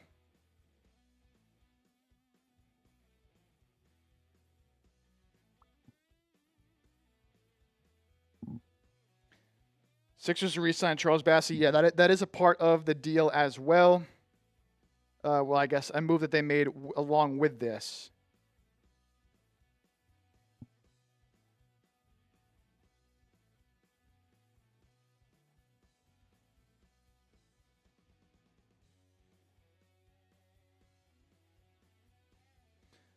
All right, here we go. We're going to get into this cut, and then we'll keep talking about the rest of these trades. So, here we go. Let me mute this. There we go. Alrighty. Let's talk Eric Gordon and what it can mean for the Sixers here moving forward. The Sixers have made their first move of trade deadline day. Of course, they traded away Jared McCain yesterday, but here on this trade deadline, Philadelphia is trading Eric Gordon away to the Memphis Grizzlies in a move that I really think is much more about what this means for the rest of the Sixers roster and what they're going to do moving forward rather than what they're actually receiving in this trade, because it's really a whole lot of nothing. We're going to break it down here on the show, but guys, this is why you hit that subscribe button. Of course, anytime the Sixers make any kind of move, even if it's a trade like this Eric Gordon trade, we're going to give you a full video to break it down right here on the channel. We're trying to hit 25,000 subscribers, and we're actually currently live on the channel as well for the trade deadline. So shout out to everybody who's joining us right now for our live program. That's why you hit that sub button and turn on your notifications. So let's get to the actual details of this trade. And look, they're certainly not going to jump off the page to you by any means, but we, of course, will discuss it and how this will impact the Sixers moving forward. Some people are going to be upset that this is really all that's happened so far. But, you know, if it does lead to another move here coming shortly, then it will at least be worth it, right? So here's a trade. Sixers sending Eric Gordon and a 2032 second to the Memphis Grizzlies, who I imagine are probably going to cut Eric Gordon. And then the Grizzlies send back the Sixers another 2032 second round pick. So really, the teams swap second round picks. The Sixers do this to send Eric Gordon, his salary, and his roster spot away to the Memphis Grizzlies. Now, let's just start first talking about Eric Gordon. Look, it was a no-brainer. We all knew coming into today, and really for the past few weeks, that Eric Gordon was going to be dealt by Philadelphia, not in their rotation, right? He's an older guy, obviously has a relationship with Daryl Morey, but was not in the rotation and was never going to be in the rotation. He was a guy who the Sixers were always going to use his salary, I thought at least, maybe to make another deal to add some money on to bring in a better player. But once again, as is with the Jared McCain trade, you kind of make a move that doesn't really do a whole lot for you this year. Not that Eric Gordon meant a whole lot to the Sixers anyways, and as we'll get to in a second, this could certainly lead to another move happening. Sixers bringing in another player by opening up this roster spot.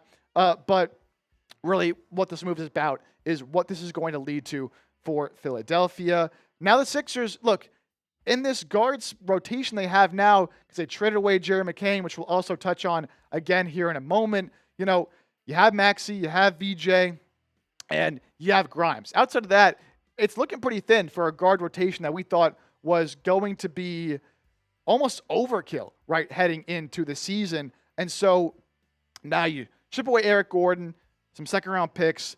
The main point of this trade, though, is to open up that roster spot. So what this means now for Philadelphia is they now have 3 open roster spots.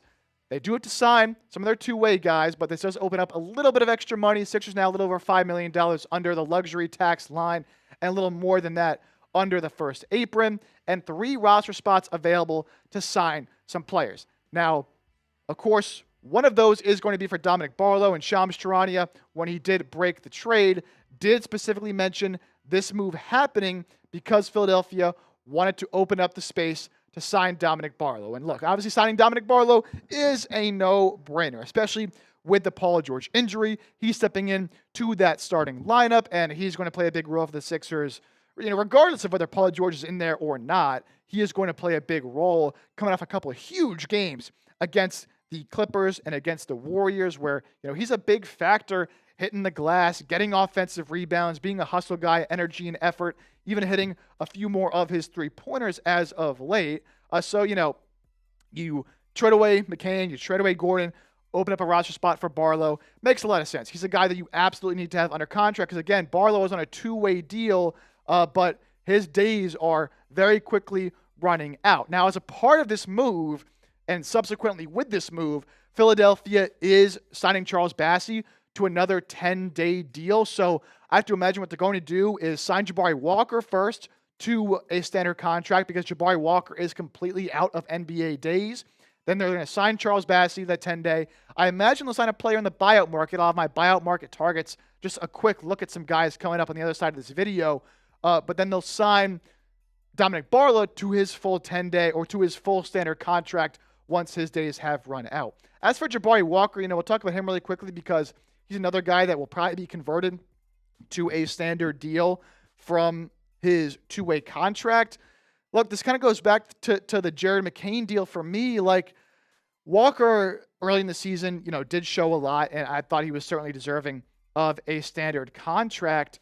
But over the past few games, I mean, over his last 9 games, Jabari Walker has played a total of 40 minutes, and 20 of those came in that blowout that the Sixers lost to the Charlotte Hornets by, almost 50 points. They were down at one point. So, really it's more about trading away Jared McCain for Jabari Walker that I'm a little more upset about, right? Opening up that roster spot. The Eric Gordon thing, it is what it is. They're not going to miss him, right? But is Jabari Walker really worthy, we gotta really think about it, of a standard contract?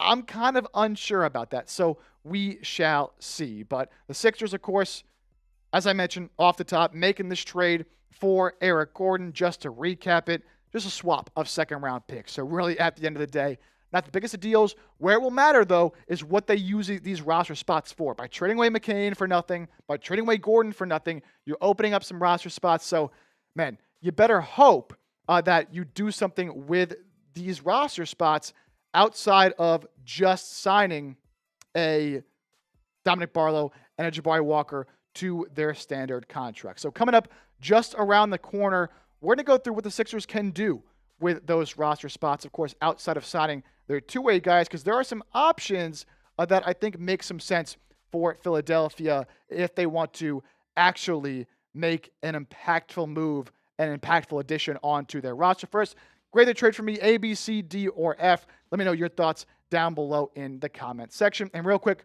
before we get to some of those buyout targets that Philadelphia can sign in the buyout market, I got to tell you guys about our sponsor here today, and that is Prize Picks. The big game is almost here, and there's no better way to cash in during America's biggest sporting event than Prize Picks, where it always feels good to be right. And since the big game is right around the corner, that also means it's your last chance to get into the football action before next season. So close the season outright with Prize Picks by getting $50 instantly in lineups when you play your first $5. Prize Picks is super simple to play. All you got to do is pick more or less on 2 to 6 player stats, and you can win some big time money. It's great to use during a sporting event where maybe your favorite team isn't playing and you want to be a little more invested in the actual game. Prize Picks helps you do that. A great feature of Prize Picks with the new social feeds feature, you can share your Prize Picks with your friends and copy lineups from winners with a single click. You can copy lineups you like or use them as inspiration for your own picks. You can even follow Prize Picks partners like us and tail or fade our picks with just one click. Prize Picks always offering some great specials as well. And this week, Prize Picks has a special max discount for the big game live in the app now. Drake May just needs one passing yard for the max discount to win. Just add another player to your lineup. And if your picks hit, you can cash in. Simple as that. So, download the Prize Picks app today. Use the code CLNS to get $50 in lineups after you play your first $5 lineup. That's code CLNS to get $50 in lineups after you play your first $5 lineup. Prize Picks, it's good to be right. So as I mentioned off the top, this trade here for Philadelphia, sending away Eric Gordon and, of course, a Jared McCain trade as well, part of this conversation, is all about the roster spots they are opening up. So with 3 open roster spots, I mentioned they're going to sign Barlow. I mentioned they're going to sign Walker. But what else could they do with that final roster spot? Because that will determine if these trades are truly worth it or not. These are some of the top NBA buyout candidates right now. And as we look at this list, there's really one name in particular that I am looking at. So here are the top guys. Drummond is listed on here. This is from our NBA team here. It's certainly a possibility if the Sixers do get another center and they make another trade, but I wouldn't bet Drummond does get bought out. I bet he does stay on Philadelphia. But some other names to watch out for here on the buyout market, and we'll dive more in depth into a lot of these guys on a video once the deadline is officially over. But for now, we'll kind of focus in on one name. That's Lonzo Ball. Lonzo Ball is a guy that I think Philadelphia needs to use that final roster spot on. Some other names, of course, we'll run through them quickly. Chris Paul, I'm good. Chris Middleton would be an intriguing option. He got traded to the Mavericks in the Anthony Davis trade. I'm good on Mike Conley. He was unplayable for the Minnesota Timberwolves. There's a reason they sent him away in their trade to land Dosunmo. Some other buyout candidates, George Niang could have a reunion here in Philadelphia, as could Matisse Thybulle, DeMar DeRozan. A buyout candidate, although there's been some reporting that the Kings are not going to buy out DeMar DeRozan. Brook Lopez, as the Clippers have traded Zubac. They seem to be in full sale mode. That could be an interesting option if he does become available. Marvin Bagley's a guy that I would like to look at as well. Same with Haywood Highsmith, right? So I think some of those forwards, Bagley, Highsmith, maybe Brook Lopez as well, could be intriguing options. But again, the guy I really want to focus in on here is Lonzo Ball. And some of you might be like, oh, Chip, why are we going to get another guard? Well, look, by trading away Gordon and Jared McCain, all of a sudden the Sixers have another big need at the guard spot, right? And in particular, I think you have a need at the guard spot with someone who can run your offense, right? Yeah, you have Maxey. Obviously, Maxey can run the offense with no problem. But you need somebody coming off the bench who can be that true point guard for you, because VJ Edgecombe's obviously not that. Quentin Grimes is obviously not that. Lonzo Ball, assuming he's bought out from the Jazz, which Shams Charania did report, would at least be able to do that. Now, offensively, Lonzo's had an awful season. There's a reason Cleveland traded him away basically for nothing, right? But all he would have to do for Philadelphia is run the offense, make some good passes. He's got good positional size at 6'6", 205, very good defender. If the offense can click and come around, the shot can come around a little bit, this could be a great option here. So really, with the Eric Gordon trade, again, kind of bringing it all back to the main topic of the show, which is this move being made. Look, obviously not a big deal that Eric Gordon is gone. Really, again, I'm looking at if this is the way the Sixers are going to go, and Daryl Morey is going to decide that at this deadline, Philadelphia is going to prioritize opening up some roster spots and a little bit of money. What are you going to do with those roster spots in a year where I think the Sixers have a chance to make some noise and contend in the East? That's really what I'm going to be looking at. And, of course, we'll keep you updated if anything else does happen, which, shoot, I hope Daryl Morey does something or else I'm going to be pretty pissed off. I already am a little upset with Daryl Morey at the way that these moves and the way he's handled this trade deadline. So, of course, be sure to hit that sub button. Depending on when you're seeing this, we might still be live, so be sure to check out the channel for that, for our trade deadline coverage. And for more news, rumors, and analysis all year long, be sure hit that sub button. If another trade happens, of course, we'll make another video, so keep it locked right here on 76ers Now. Alrighty. So we're going to get that video up on the channel. Little spike in audience. 320 people watching. I do all y'all some drinks, and we have some trades to go through as well. So let me just make sure.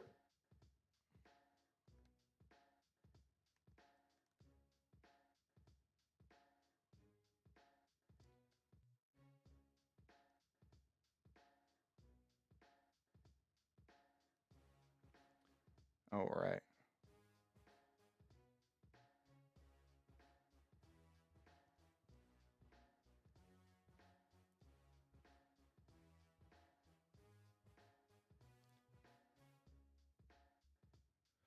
Alrighty. So that cut will be up in the trade, but of course you're here watching live. You caught all of it live, baby. That's how we do it. That's how we do it. That's how it's done. So some big time news to get to here that happened while we were recording that cut for the channel. Some big time moves. So here, let's pop these up for everybody. Because of course this isn't all about the Sixers. And really, we'll start here.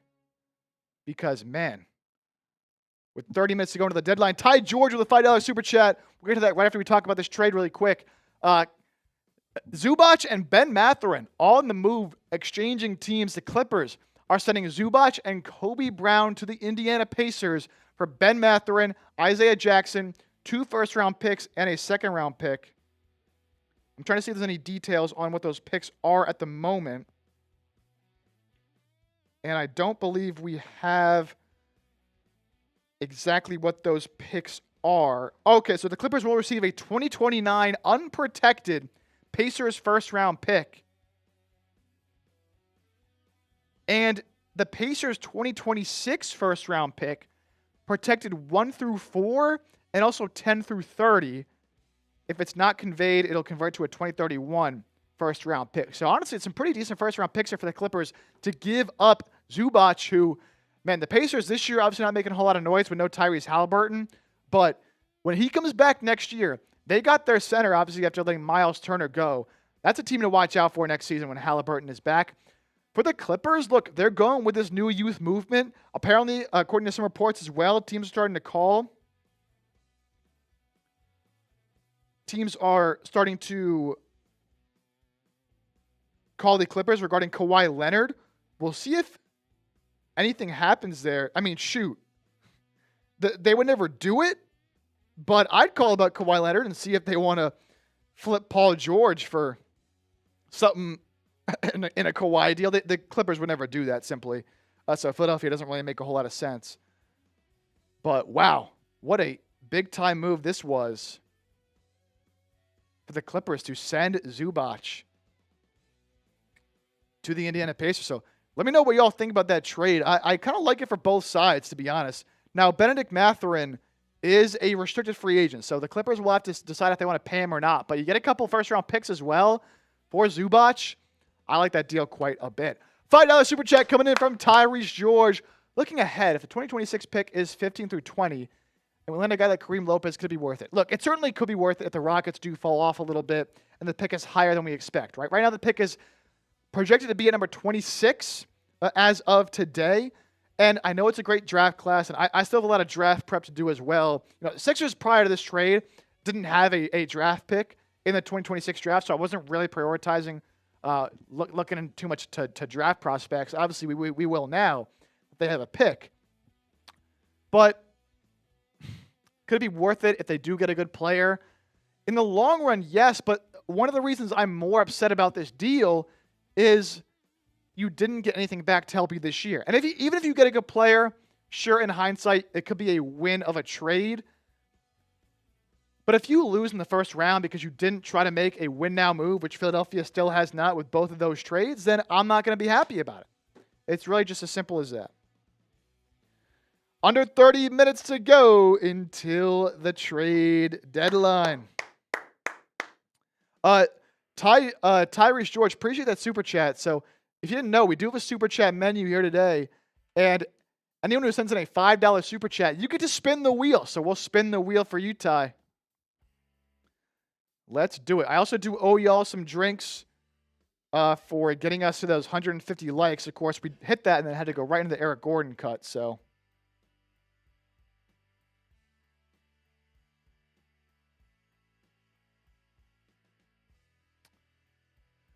let's spin that wheel. Man, what a big time trade. We've had some crazy trades during this deadline. Really more going back the past couple of days. Today has been a little bit more quiet. All right, Ty, let's spin that wheel. $5. You get to spin the wheel as well. It can land on some different things. I'll have to do some drinking. You can get into our Hall of Fame club. Things like that. Helen, beer chug. Let's go. I'm about to do a drink for y'all. Oh, you know what? All right, speaking of, we land on shot clock subs. So, the way this is going to work, and shout out to our guy, Ty, for landing on this spot. Over the next few minutes, so we'll say once this clock gets to 20, we'll do 23:30, 23 minutes and 30 seconds. So over the next 2 minutes, every subscriber we pick up, I'm going to have to give y'all a drink. And let me pop up the subscriber number so we can see it. Boom. 24,882 subs. Every sub we pick up over the next 2 minutes is a drink.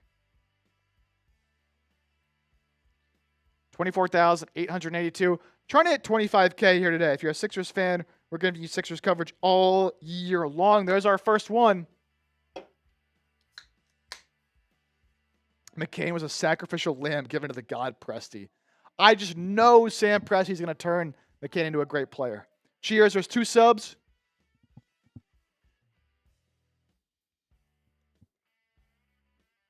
Picked up a third right there as well. Shout out to you guys. Alan says you're underrated. Like and subscribe, people. Let's go Sixers. Hey, I appreciate that. As we picked up another sub. Shout out to Alan. We've had a great audience here today, man. We've had a great audience here today.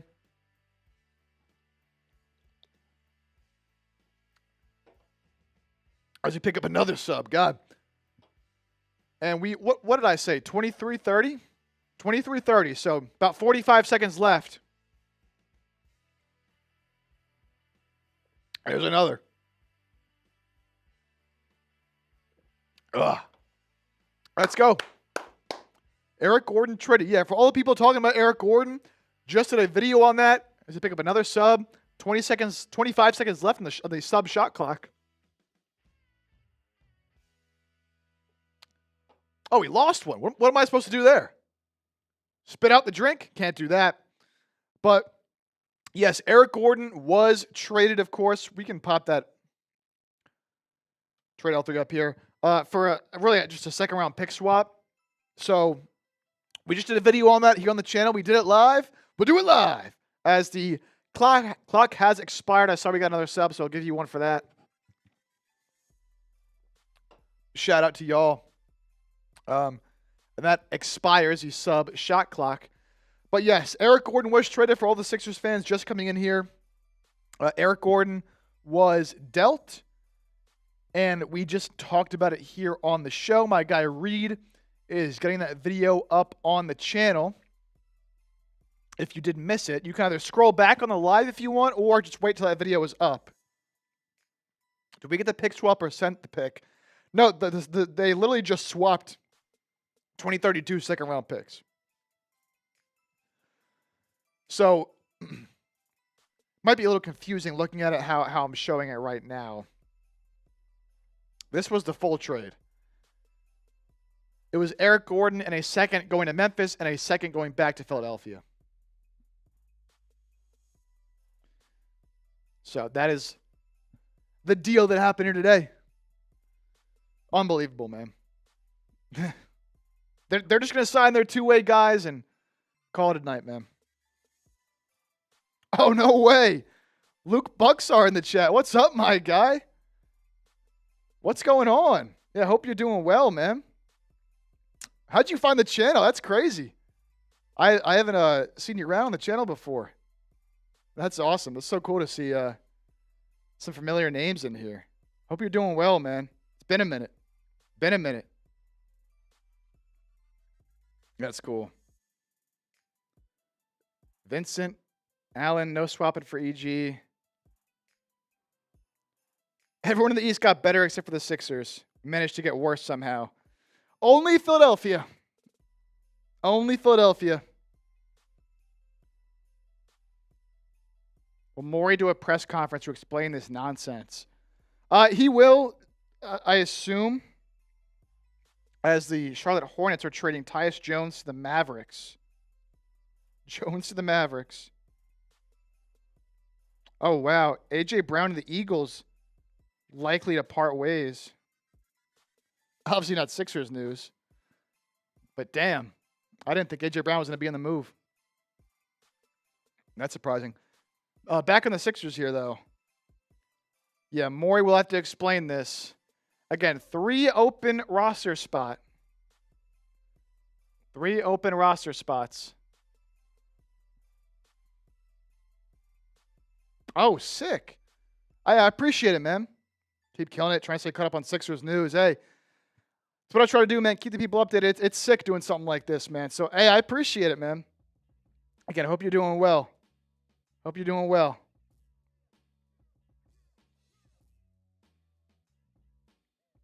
Allen, trade deadline party, but can we get one more trade or make the seats cheaper? Oh, man. So here's the trade that just happened. Tyus Jones was somebody I would have liked as a backup guard. But he's going to the Dallas Mavericks for Malachi Branham, who they got in the Anthony Davis trade, I believe. We got to look for good news in another sports sad. Your description of Lonzo Ball sounds like Ben Simmons. It's not all that different. The difference is that Lonzo at least can shoot. He's just not having a good shooting year. It's been really bad offensively for him. But he does have some hope. He has some hope. He's been a good shooter in the past. We are 20 minutes away from the trade deadline, ladies and gentlemen. And Philadelphia might not be making another move. We can even call it a trade. It's a dump. Yeah, man. It was really just a salary, just a roster spot dump. Unreal. Trades can still happen at 3 p.m. deadline East Coast. Yeah, that's in 20 minutes. Now, some trades do kind of tend to, fall in after the deadline. Lonzo Ball's needs are completely shot. Yeah, I mean, look. You can't get too picky in the buyout market, all right? You're either signing Lonzo Ball or Mike Conley or Chris Paul, all right? This is why I didn't want the Sixers to go in this direction. Because now this is what we have to talk about. Because now our best options are Lonzo Ball, who can't walk, Chris Paul, who's 50 years old, or Mike Conley, who's 50 years old. This is why you don't trade a young Jared McCain. Because now this is the spot you're put in.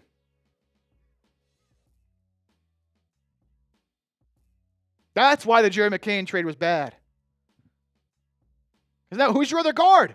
You got Maxey, who's already playing the most minutes in nearly 15 years of any player. Like, and this is a great point from Vincent, from Teach Game Reloaded.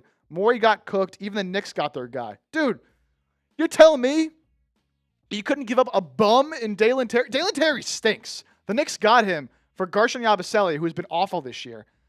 Dalen Terry, 2 second-round picks in cash. Got them Jose Alvarado. You couldn't make this move, Daryl? Oh, yeah. Beautiful. Thanks. You couldn't make this move?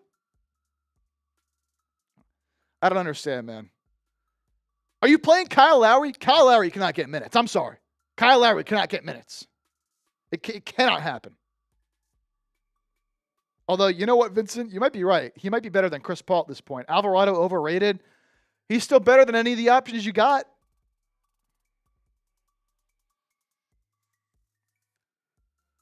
Getting 4 future picks is a huge deal. As second-round picks are super valuable this year. Well, none of the second-round picks that they got, I believe, are in this year's draft. We've been playing Watford at point. Dude, I'm kind of over Watford, man. I'm not going to lie. I'm kind of over Watford. I was...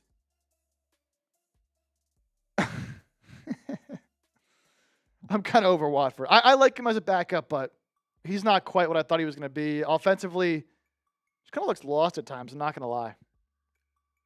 But you couldn't have made this trade. I mean, are you kidding me? You could have made this trade? The Mavericks gave up a nobody. Malachi Branham sucks. You could have traded Eric Gordon and a couple of second-round picks for Tyus Jones? Oh, Daryl Morey, man. He's going to sign Dominic Barlow. He's going to sign Jabari Walker. And they're going to sign someone in the buyout market. It better be somebody that can make an impact.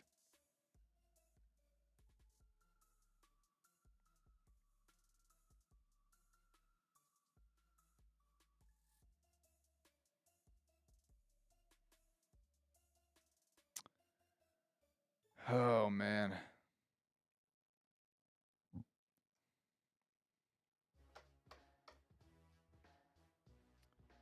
Second-round picks become more valuable in general. You know, I do think second-round picks are a little bit more valuable than they used to be because of the aprons, right, and how team building works. But, I mean, what did the Sixers do this past year? When was the last time the Sixers used a second-round pick on a player that has made an impact on the team, right? I mean, Isaiah Joe's gone. Paul Reed's gone. Johni Broome sucks. Like, unless you use them in a trade, it's not like Philadelphia is shown to be that good at drafting and keeping these players they draft in the second round. Johni Broome stinks. He can't play in the NBA.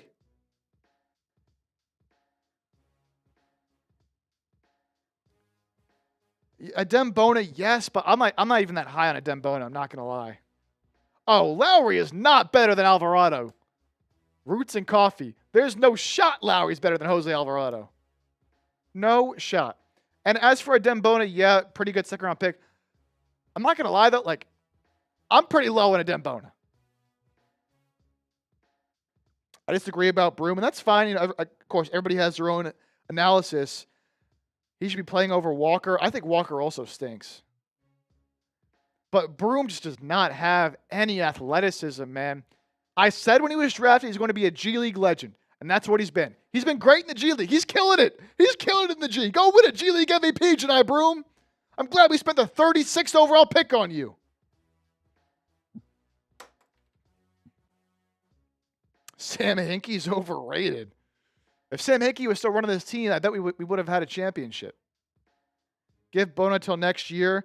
Yeah, look, it's just his second year. I'm not like out on Bona entirely as a player, but I think this year I would not rely on him to be your primary backup center.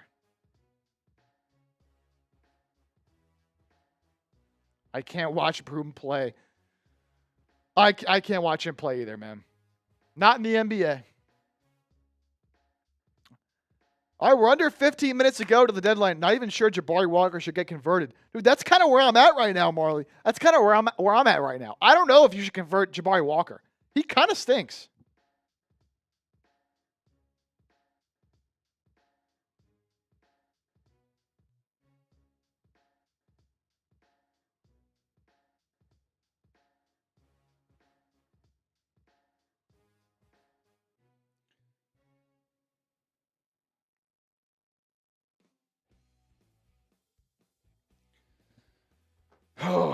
Basically, we have no depth in any position. I mean, look, like you have Grimes as depth, right? Yeah, I mean, you have once Paul George comes back, it's like you have a little bit more depth, but Bona's looking like a DPOY candidate. Look, Bona makes some splash plays, right? He can make some splash plays. He can block some shots. I don't think he's nearly consistent enough.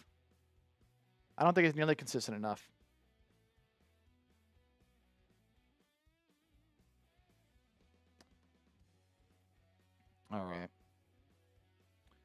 12 minutes to go into the deadline.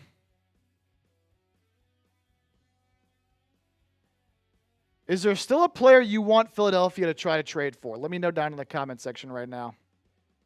As we'll run through the trades up here. That video's out on the channel, by the way. If you missed the Eric Gordon video, I'm going to tweet it out right now. You can either scroll back on the live or I'm going to post it on my Twitter. Actually, I'll put the link in the chat right now as well if you want to go check it out. But be sure to come back here if you do.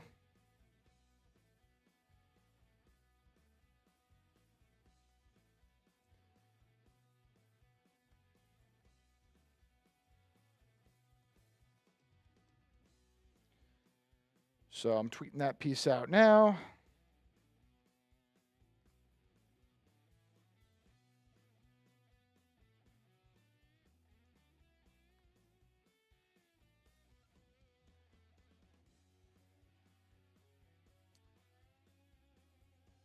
All right, here's the tweet. Want to go give me a follow on Twitter? Shoot, I'd appreciate it. Trying to grow my Twitter, you know? Trying to grow that Twitter page. Look at some of these names. Sadiq Bey is the guy I want, man. Sadiq Bey is the guy I want. Bring me Sadiq Bey. Although you keep trading away salary, it gets harder and harder, man. I'm shocked the Pacers traded their...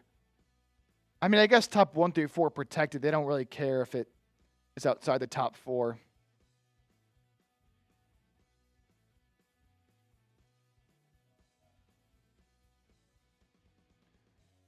Look, with 10 minutes before the deadline, keep an eye on Kawhi Leonard. He could be on the move, man. Naheem Irwin, what's going on? I'm doing good. How are you doing? Well, you know what? I'm not doing good. Why am I lying? I'm not doing good. I'm pissed off, man. I'm pissed off at what Daryl Morey's doing right now. And I'm going to blame Josh Harris, too. Malcolm Brogdon retired. So he's not an option. C. David, yes. Sadiq Bey. Peter Thurman, at 54, I'm faster than Broom. You know what's funny? I don't even think that's a joke. I literally don't think you're joking. I think you probably are. He is one of the most unathletic players in the entire NBA. Braids, do you think Ja will move? I don't think so. I think Memphis is asking for too much for Ja, and no one's going to give it up just to bring Ja in. This is all Josh Harris from Vincent. It's kind of reeking like it, man. Bring Jason Williams in for a tryout. White chocolate? How old is he nowadays? I wouldn't mind Niang on a buyout. I'm good on Niang. He can't guard a traffic cone. I don't think his shooting is valuable enough. You need someone who can handle the damn basketball. Morey develops a three-point specialist and then trades into Pressa. Yeah, Isaiah Joe. God, excuse me, I'm getting worked up. Isaiah Joe, a great second-round pick by the Sixers, by Daryl Morey. What does he do? Ship him off to OKC, and he's a big reason why they won a championship. White chocolate would dominate today. Hey, if he's in his prime today, I think he would as well. Sadiq Bey, I'm good on Chris Boucher. Bobby Portis. But the only way to get Bobby Portis is trading either Quentin Grimes or Kelly Oubre. I don't want to do that. I don't want to do that. Under 10 minutes to go until the deadline.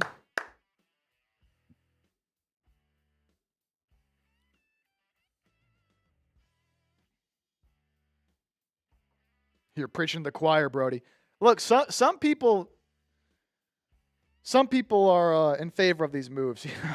These trades are abysmal, right, when I say that. Hey, 374 people watching, 193 likes. When we get to 200 likes, I'll give you all a little beer chug. We're 7 likes away. Can we get there under 10 minutes to go till the trade deadline is official? The only players that would upgrade this roster are Giannis or Claw. That's not true at all. Sadiq Bey would be an upgrade on this roster. 5-minute mark, big trade coming. John's calling his shot. All right. We'll see. Is Daryl Morey cooking? Is he cooking something up? I'll tell you what, if Daryl Morey cooks up a good trade, I will apologize to Daryl Morey. But if not, I might be sounding off on Daryl Morey here in the near future.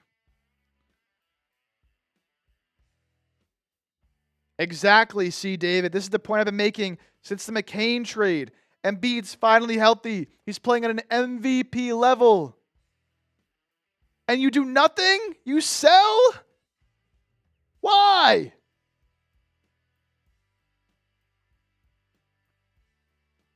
Boo Guerrero. Bobby Marks reported that we're $5.3 million under the tax, 3 open roster spots, 1 for Barlow, 1 for Walker, and 1 for who? Going to be somebody in the buyout market, I imagine, unless they have a trade cooking up in these next 7 minutes. Some of the buyout market names aren't great. We looked at some of the names: Lonzo Ball, Chris Paul, Chris Middleton, Brooke Lopez, Marvin Bagley. There's some names out there. And once the deadline is over, we will do a full buyout candidate, buyout target video.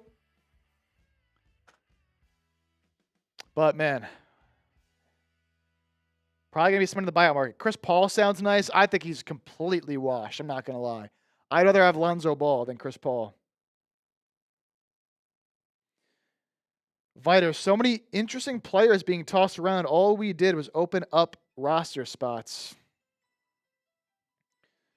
Just unacceptable. I prefer Ja Morant. Yeah, well, we're not getting Ja Morant. Bobby Portis. No, not going to have. I mean, for PG, Milwaukee would have to give up way more money than that. I do like Jalen Smith. But again, you don't get to that salary without giving up Grimes or Oubre. Tari Eason, I don't think Houston's moving him at this point. I would have liked him.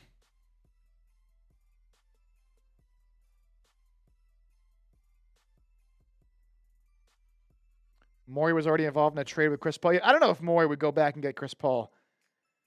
Victor Oladipo, yeah, he's killing it in the G League, but I'm not confident. I do like Middleton as well.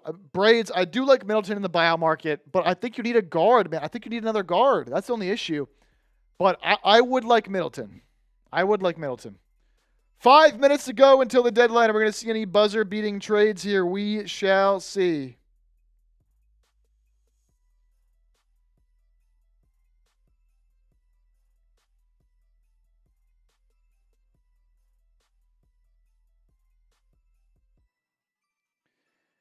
Chris Haynes reporting officially the Lakers are not moving Kawhi Leonard, so do not expect a Kawhi Leonard blockbuster in the next 5 minutes.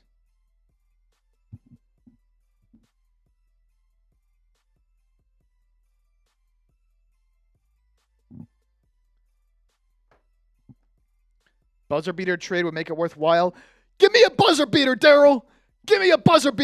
Come on, man. Look at Colin Gillespie. A lot of these guys should need an opportunity. Certainly. Who are you talking about? Victor Oladipo? Way different. Victor Oladipo was good, dealt with a lot of injuries. Now he's kind of washed. Gillespie's a young player who was good in college. Totally different scenarios there. C. David, Drummond 5 mil, Edwards 2, Broom 1.2, Watford 2, Lowry 2. Yeah, Lowry's not going anywhere. They can get Bay. We'll see what happens. Buyout market is full of senior citizens. That's how it always is. Nobody trades with Morey but Presti. Open your eyes, please. Well, Morey did pull off a good I think the James Harden trade was good value. Was good value there for Morey. Why didn't they keep Jared McCain? I couldn't tell you, man. They did it to open up a roster spot, to duck the luxury tax, and to open up money to sign Quentin Grimes in the offseason. Do not agree with that reasoning, though. I do not agree with that reasoning. But, so here's the issue. Like, the Sixers aren't going to – some people, I'm sure are going to be talking about Morey in the hot seat, fire Morey. I'm sure that the team owner, Josh Harris, was also in and part of the decision-making on these moves to duck the luxury tax because it's his money. I know Lowry's a vet presence. That's all he brings. Yeah, look, Lowry shouldn't be playing, and he's not, but they're not going to trade him.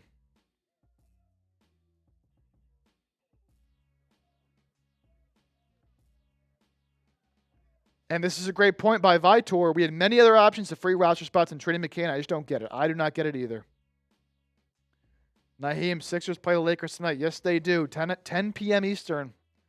Sixers take on the Lakers, who added Luke Kennard.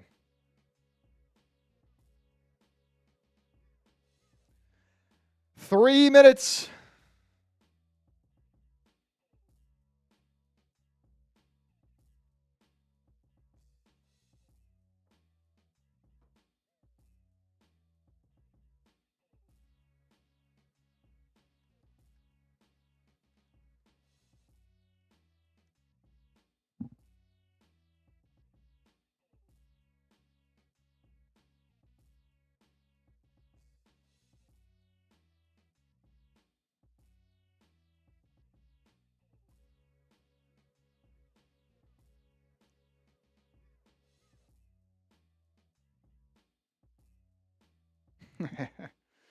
All right, 2 minutes. 2-minute warning. Will the Sixers make a trade in the next 2 minutes? I highly doubt it.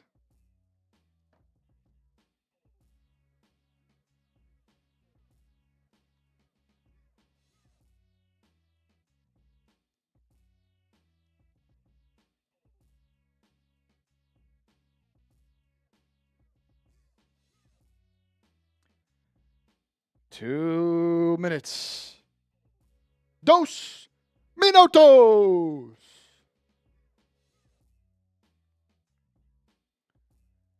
Up to 426 people watching with a minute 20 to go into the deadline. Is something going to happen? Will we get a buzzer beater? Who knows? Who knows? Also, we surpassed 200 likes. Shout out to y'all. And those of you just tuning in. Oh, wow, look at this. We are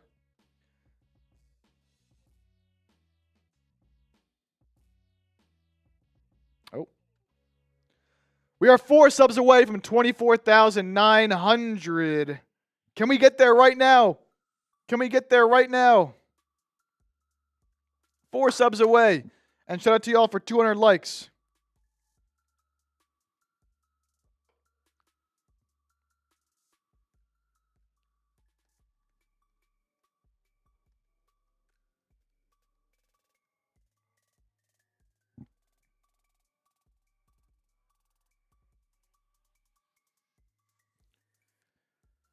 $15 seconds.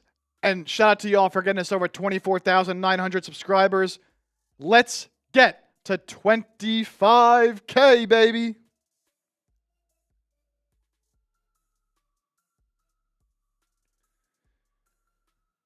And there it is. The 2 p.m. or the 3 p.m. Eastern trade deadline has come and gone. The Sixers only made 2 moves. They traded Jared McCain for picks, and they traded Eric Gordon in a pick swap trade. The trade deadline is officially over. Giannis did not get traded.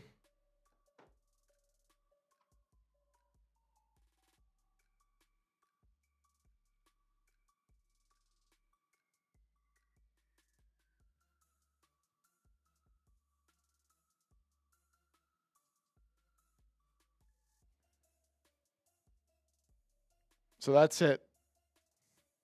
Here are the trades the Sixers made before the trade deadline. Obviously, the Jared McCain deal. Again, not a fan of this trade at all. And we'll stay live for a few minutes here and see if any trades trickle in, because it does tend to happen. It does tend to happen.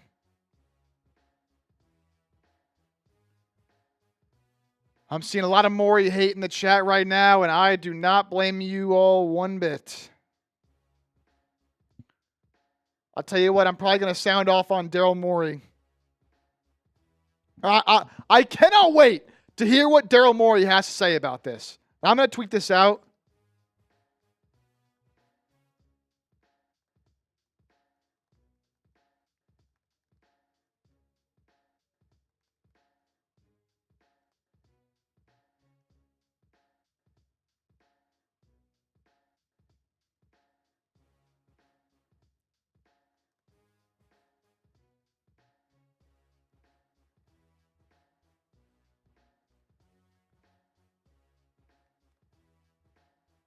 And obviously, you know, we don't know 100% if Morey tried to make certain moves and the other teams he was trying to trade with were just being too stingy. But, man. And according to some Sixers insiders, Adam Aronson reporting, the Sixers have no more trades. The McCain and Eric Gordon deals appear to be their only deals at the deadline. What a joke. What a joke. What are you supposed to tell your fans the rest of the year now if you're Daryl Morey? That you believe you can still compete with the roster and the core you have now. And you know what he's going to say? He's going to say, I believe in the core we have now. I didn't think we needed to add any talent. And now we're set up better for the future with more draft picks. That's what Daryl Morey is going to say. And it's ridiculous. Ridiculous. You know what he did? He ducked the tax and saved some money.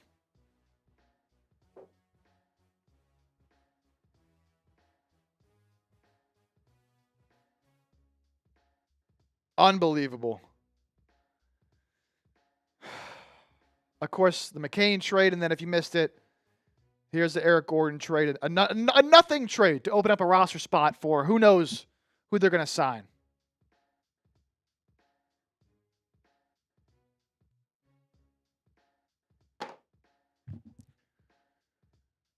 Oh, man. We'll stay live for a little bit here. As long as y'all want us to stay live, you know, we can stay on here for a little bit.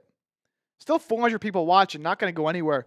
Shout out to y'all for getting us past 24,900 subscribers. And, of course, you never know if a move is going to be made. Shout out Peter Thurman for throwing me a like over on Twitter.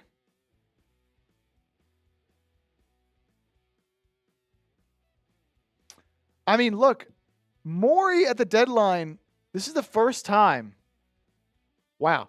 This is the first time since Daryl Morey has been the general manager of the 76ers that Philadelphia has not acquired a player at the deadline. In 2021, George Hill, Ignas Brazdeikis. In 2022, they, of course, got James Harden as well as Paul Millsap.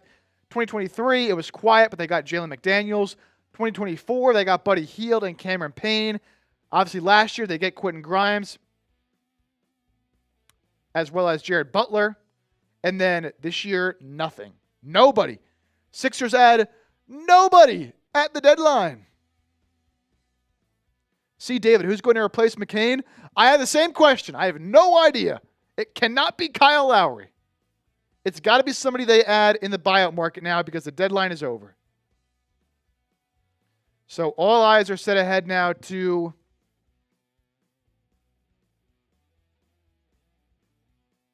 the buyout market. Sadiq was a trade to make. It was. God, man. I was convinced Philadelphia was going to make some kind of move adding somebody today.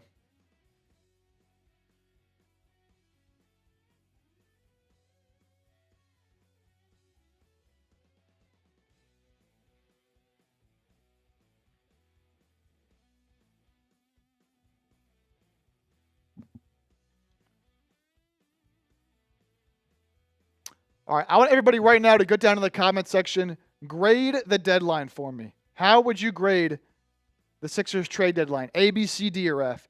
Who's your top 3 available in the buyout? We'll do a full video on the buyout market coming here shortly. And I'm actually going to change the poll question to that.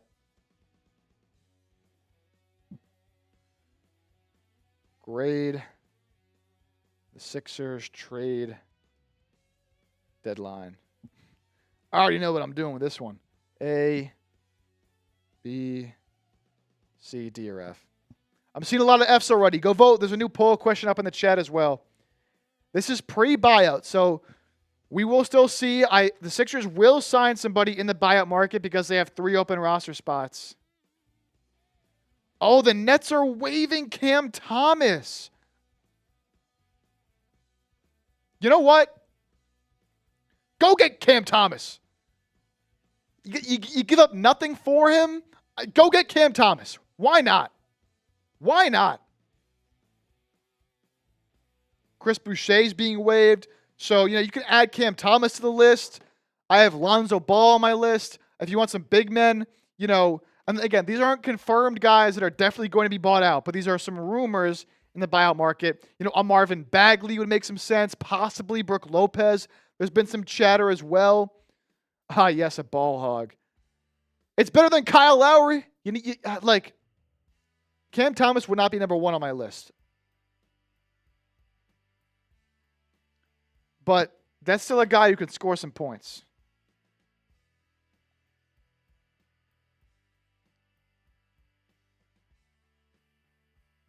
Chris Boucher getting waived. That'll certainly be an option. Wow, I can't believe Cam Thomas got waived. DeRozan. I don't think the Kings are going to buy out DeRozan. I don't think that's going to happen. Uh-oh. Uh-oh. Uh-oh. Uh-oh. What do we got here? The stream's getting taken over. We're celebrating Daryl Morey doing nothing, baby. Let's go. Take the pain away. Take the pain away of Daryl Morey doing nothing. And I miss a trash can. Shout out Peter Thurman for that 20 that came in earlier. Also shout out to, who was the sending the 5 earlier? Ty George for that 5. Don't need Cam Thomas when they have Grimes. Yeah, it's probably not the best fit, as I sit here and think more about it. But it'll be a name to watch, nonetheless.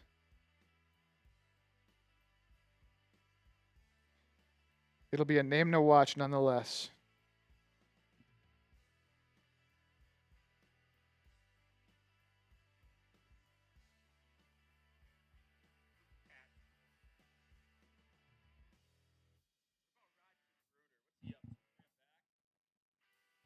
Cam Thomas is a supercharged McCain. Beer chug, mate. Mental health, yeah. Need something stronger to take the pain away. Ugh.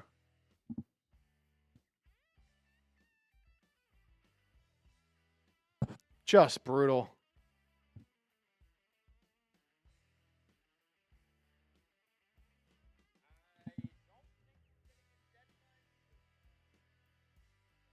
All right, we'll wait a few more minutes to see if there's any last-minute deal that comes in, but it seems like everything's kind of done here across the NBA. Peter, I like this tweet. The picture of Harris. That's a good one.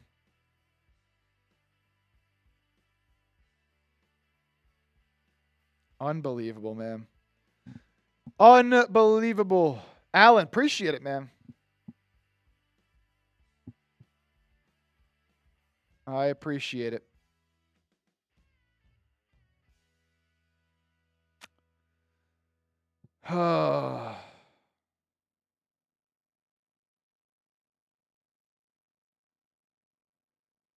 Unreal.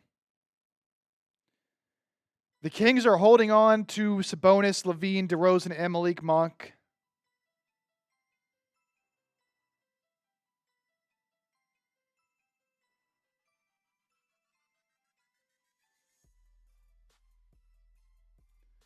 Cam Thomas is free to sign with any team that has a roster spot. So we will see if the Sixers show some interest there.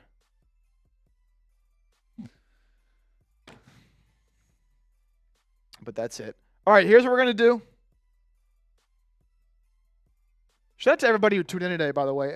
A great turnout for today's live show. Picked up a bunch of subscribers. All the real ones hanging out. And I know everybody's upset.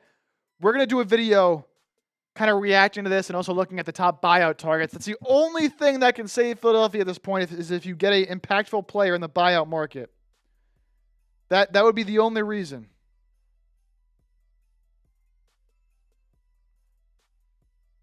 Just unbelievable, man.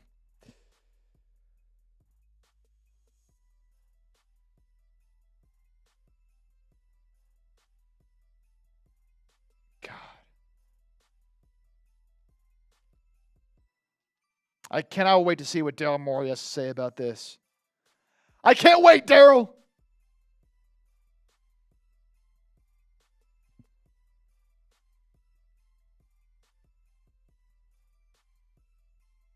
It was about an IOU.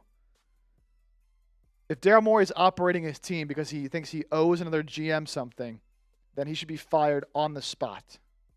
On the spot. All right, here's what we'll do. I'm going to put up a 2-minute super chat shot clock. If you want us to keep the show going and keep talking about the deadline, what moves can be made, keep reacting. If you want us to stay live here on the channel, every super chat that comes in will extend the show by a few minutes. We got 2 minutes on the shot clock right now. $5 will spin a wheel. There's a lot of good options on that wheel, including a potential beer bong. Look, I have one more Happy Dad here ready to drink. So if we want to get a little wild before we hop off here, I'm definitely down to do it. $10 is a beer chug. $20, you join the MVP club here on the channel. You are immortalized here on 76ers now, and you become a bell ringer on the show. And on that wheel, different options like having a drink, getting into the MVP club for less money, chopping the super chat menu in half, but got to be in the next few minutes here. Oh, and there's a 5, and there's a 10. So we'll pause this. We'll react to those. Shout out to Alan and Peter, a couple of absolute real ones. So we'll stay live. We'll stay live here for a little bit longer. Why not, man? Got nothing better to do because the Sixers didn't do anything.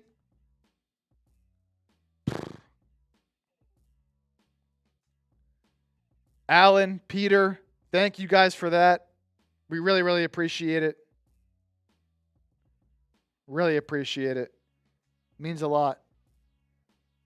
And I'm trying to get these on the screen for you guys right now.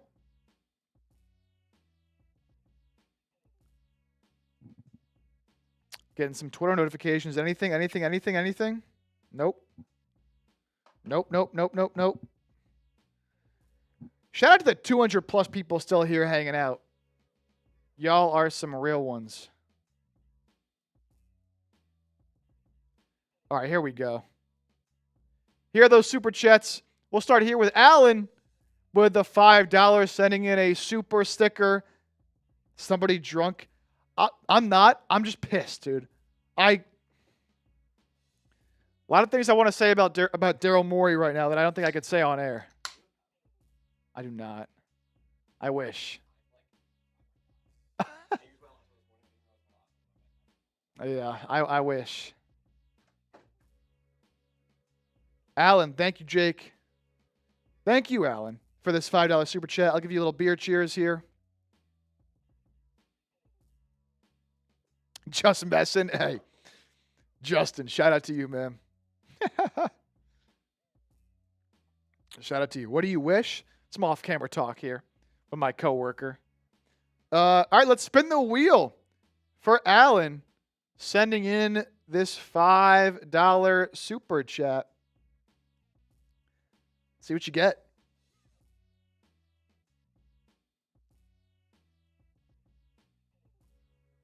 Nate, I'm just listening to you chat while playing the game. Pissed off at Morey. I'm pissed off at Morey too, man. This isn't cable TV. Speak your mind. YouTube, you'd be surprised. You'd be surprised what YouTube does. Oh, look at this. We got our first free bell ringer of the show. So, Alan, I'm going to put you in our Bell Ringer MVP club. Basically what this is, the MVP club here at the show, usually it costs $20 to get in, but I will make sure to mark down to add you. And what this is, it's an MVP club. You're only the 4th person to join the club. And I think what we're going to do is, as we get into the playoffs and hopefully make a deeper playoff run, we will do a giveaway and give some kind of item away to somebody random in the MVP club. And you just got in there for a $5 super chat. So let me make sure I get you in there. Add Allen. Allen Obbs to the MVP club. That includes Peter Thurman, who's in the chat right now. So you are in there. I give shout-outs to people in the MVP club on the show. And again, the goal is going to be by the end of the year to give something away to somebody in that club. So shout out to you, Alan. You just got in there for a $5 super chat. Really, really appreciate it. And then we got another one as well that came in from somebody who's already a legend, already in the MVP club. And that is my guy, Peter Thurman. Can we cut Josh Harris? Look, I mean, you got to blame Josh Harris at least a little bit for this, right? Like, he's the one that Daryl Morey does have to answer to. It's Josh Harris's money. And so when you are ducking the tax year after year after year after year, Josh Harris has to take some responsibility, man. Has to. I guess Grimes is backup point guard from Sniper. I guess that's the issue.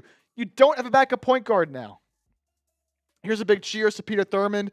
That $10 is a beer chug. Peter. Got up to $59 here today. No, just kind of going super chat shot clock. Just waiting to sign off and then going to do a buyout target video after that. So. Well, they better subscribe so that they yeah. Again, if you're not subscribed, going to do a buyout target video because that's probably the most exciting thing the Sixers will do at the deadline is sign somebody, hopefully. So be sure to subscribe. That video will be up here in the next couple of hours. Yep, buyouts incoming. It is a stronger buyout market. Boo Guerrero does make a point. There's a few guys in the buyout market. Dalen Terry sucks. I'm good off that. Yabu an option. Yeah, we'll run through a bunch of options on the show. No doubt about it. Peter, here's your beer chug.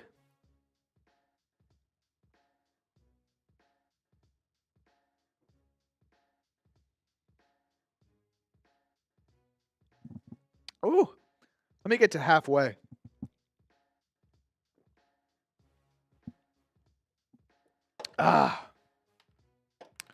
Peter,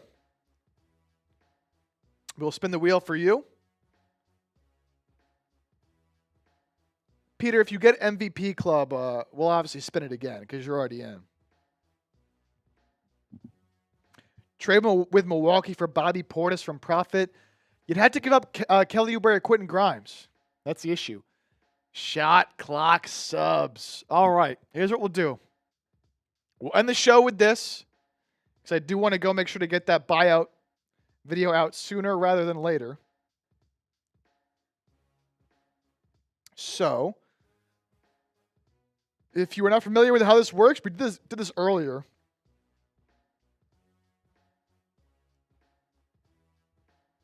So, I will set a 2-minute timer on my phone.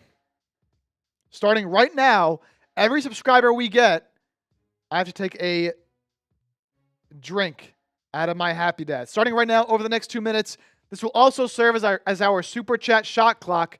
So you have 2 minutes. If you want to keep us live, send in a super chat of any amount, and we will stay live. Otherwise, we'll sign off, and we'll get you that buyout target video. We don't have enough shots to give Cam Thomas. That's a fair point from Ty. That's a fair point from Ty. Again, every sub we pick up over the next 2 minutes is a drink. 24,910. We're getting Cam Thomas. I don't want Cam Thomas. I do. We need a true point guard. Give me Lonzito Ball. Good thing the Sixers did nothing. They acquired no player. The first time since Morey's been the GM that they acquired nobody. Really? Yes. Yes, they traded for no one. They have 3 roster spots open. They're going to sign their 2 two-way guys, which I don't think Jabari Walker is worth a roster spot at this point, but whatever. So they'll sign their 2 two-way guys, and then they'll sign somebody in the buyout market. But they need a point guard.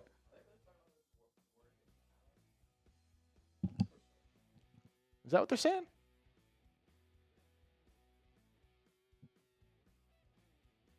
Yeah, Cam Thomas just got waived. Yeah, oh, yeah. We'll do a buyout target video. That's what you're about to do, I imagine. I'm about to do kind of a recap for Celtics, and then I'm going to do buyout stuff. Interesting. Okay. Thomas is going to be heavily talked about. Yeah, of course. Yeah, gotta be. Lonzo, dude. Chris Middleton. Middleton needs a shot. So are Lonzo's. Marvin Bagley, baby. Alrighty. 20 seconds left on the super chat shot clock and on the sub counter. So we didn't pick up any subs. That's fine. Everybody who's here is probably already subbed if you're still here at this point in the day. So that's all right. When is the All-Star break? Somewhat soon.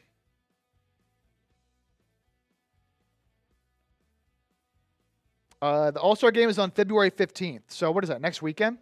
Of course, we'll see Maxey in that game. He's a starter for the East. Although the format this year is horrendous. I'm sorry. All right, 2-minute super chat shot clock is up. So that'll do it here for today's show. We're going to sign off. Thank you all so much for making this a truly fantastic show.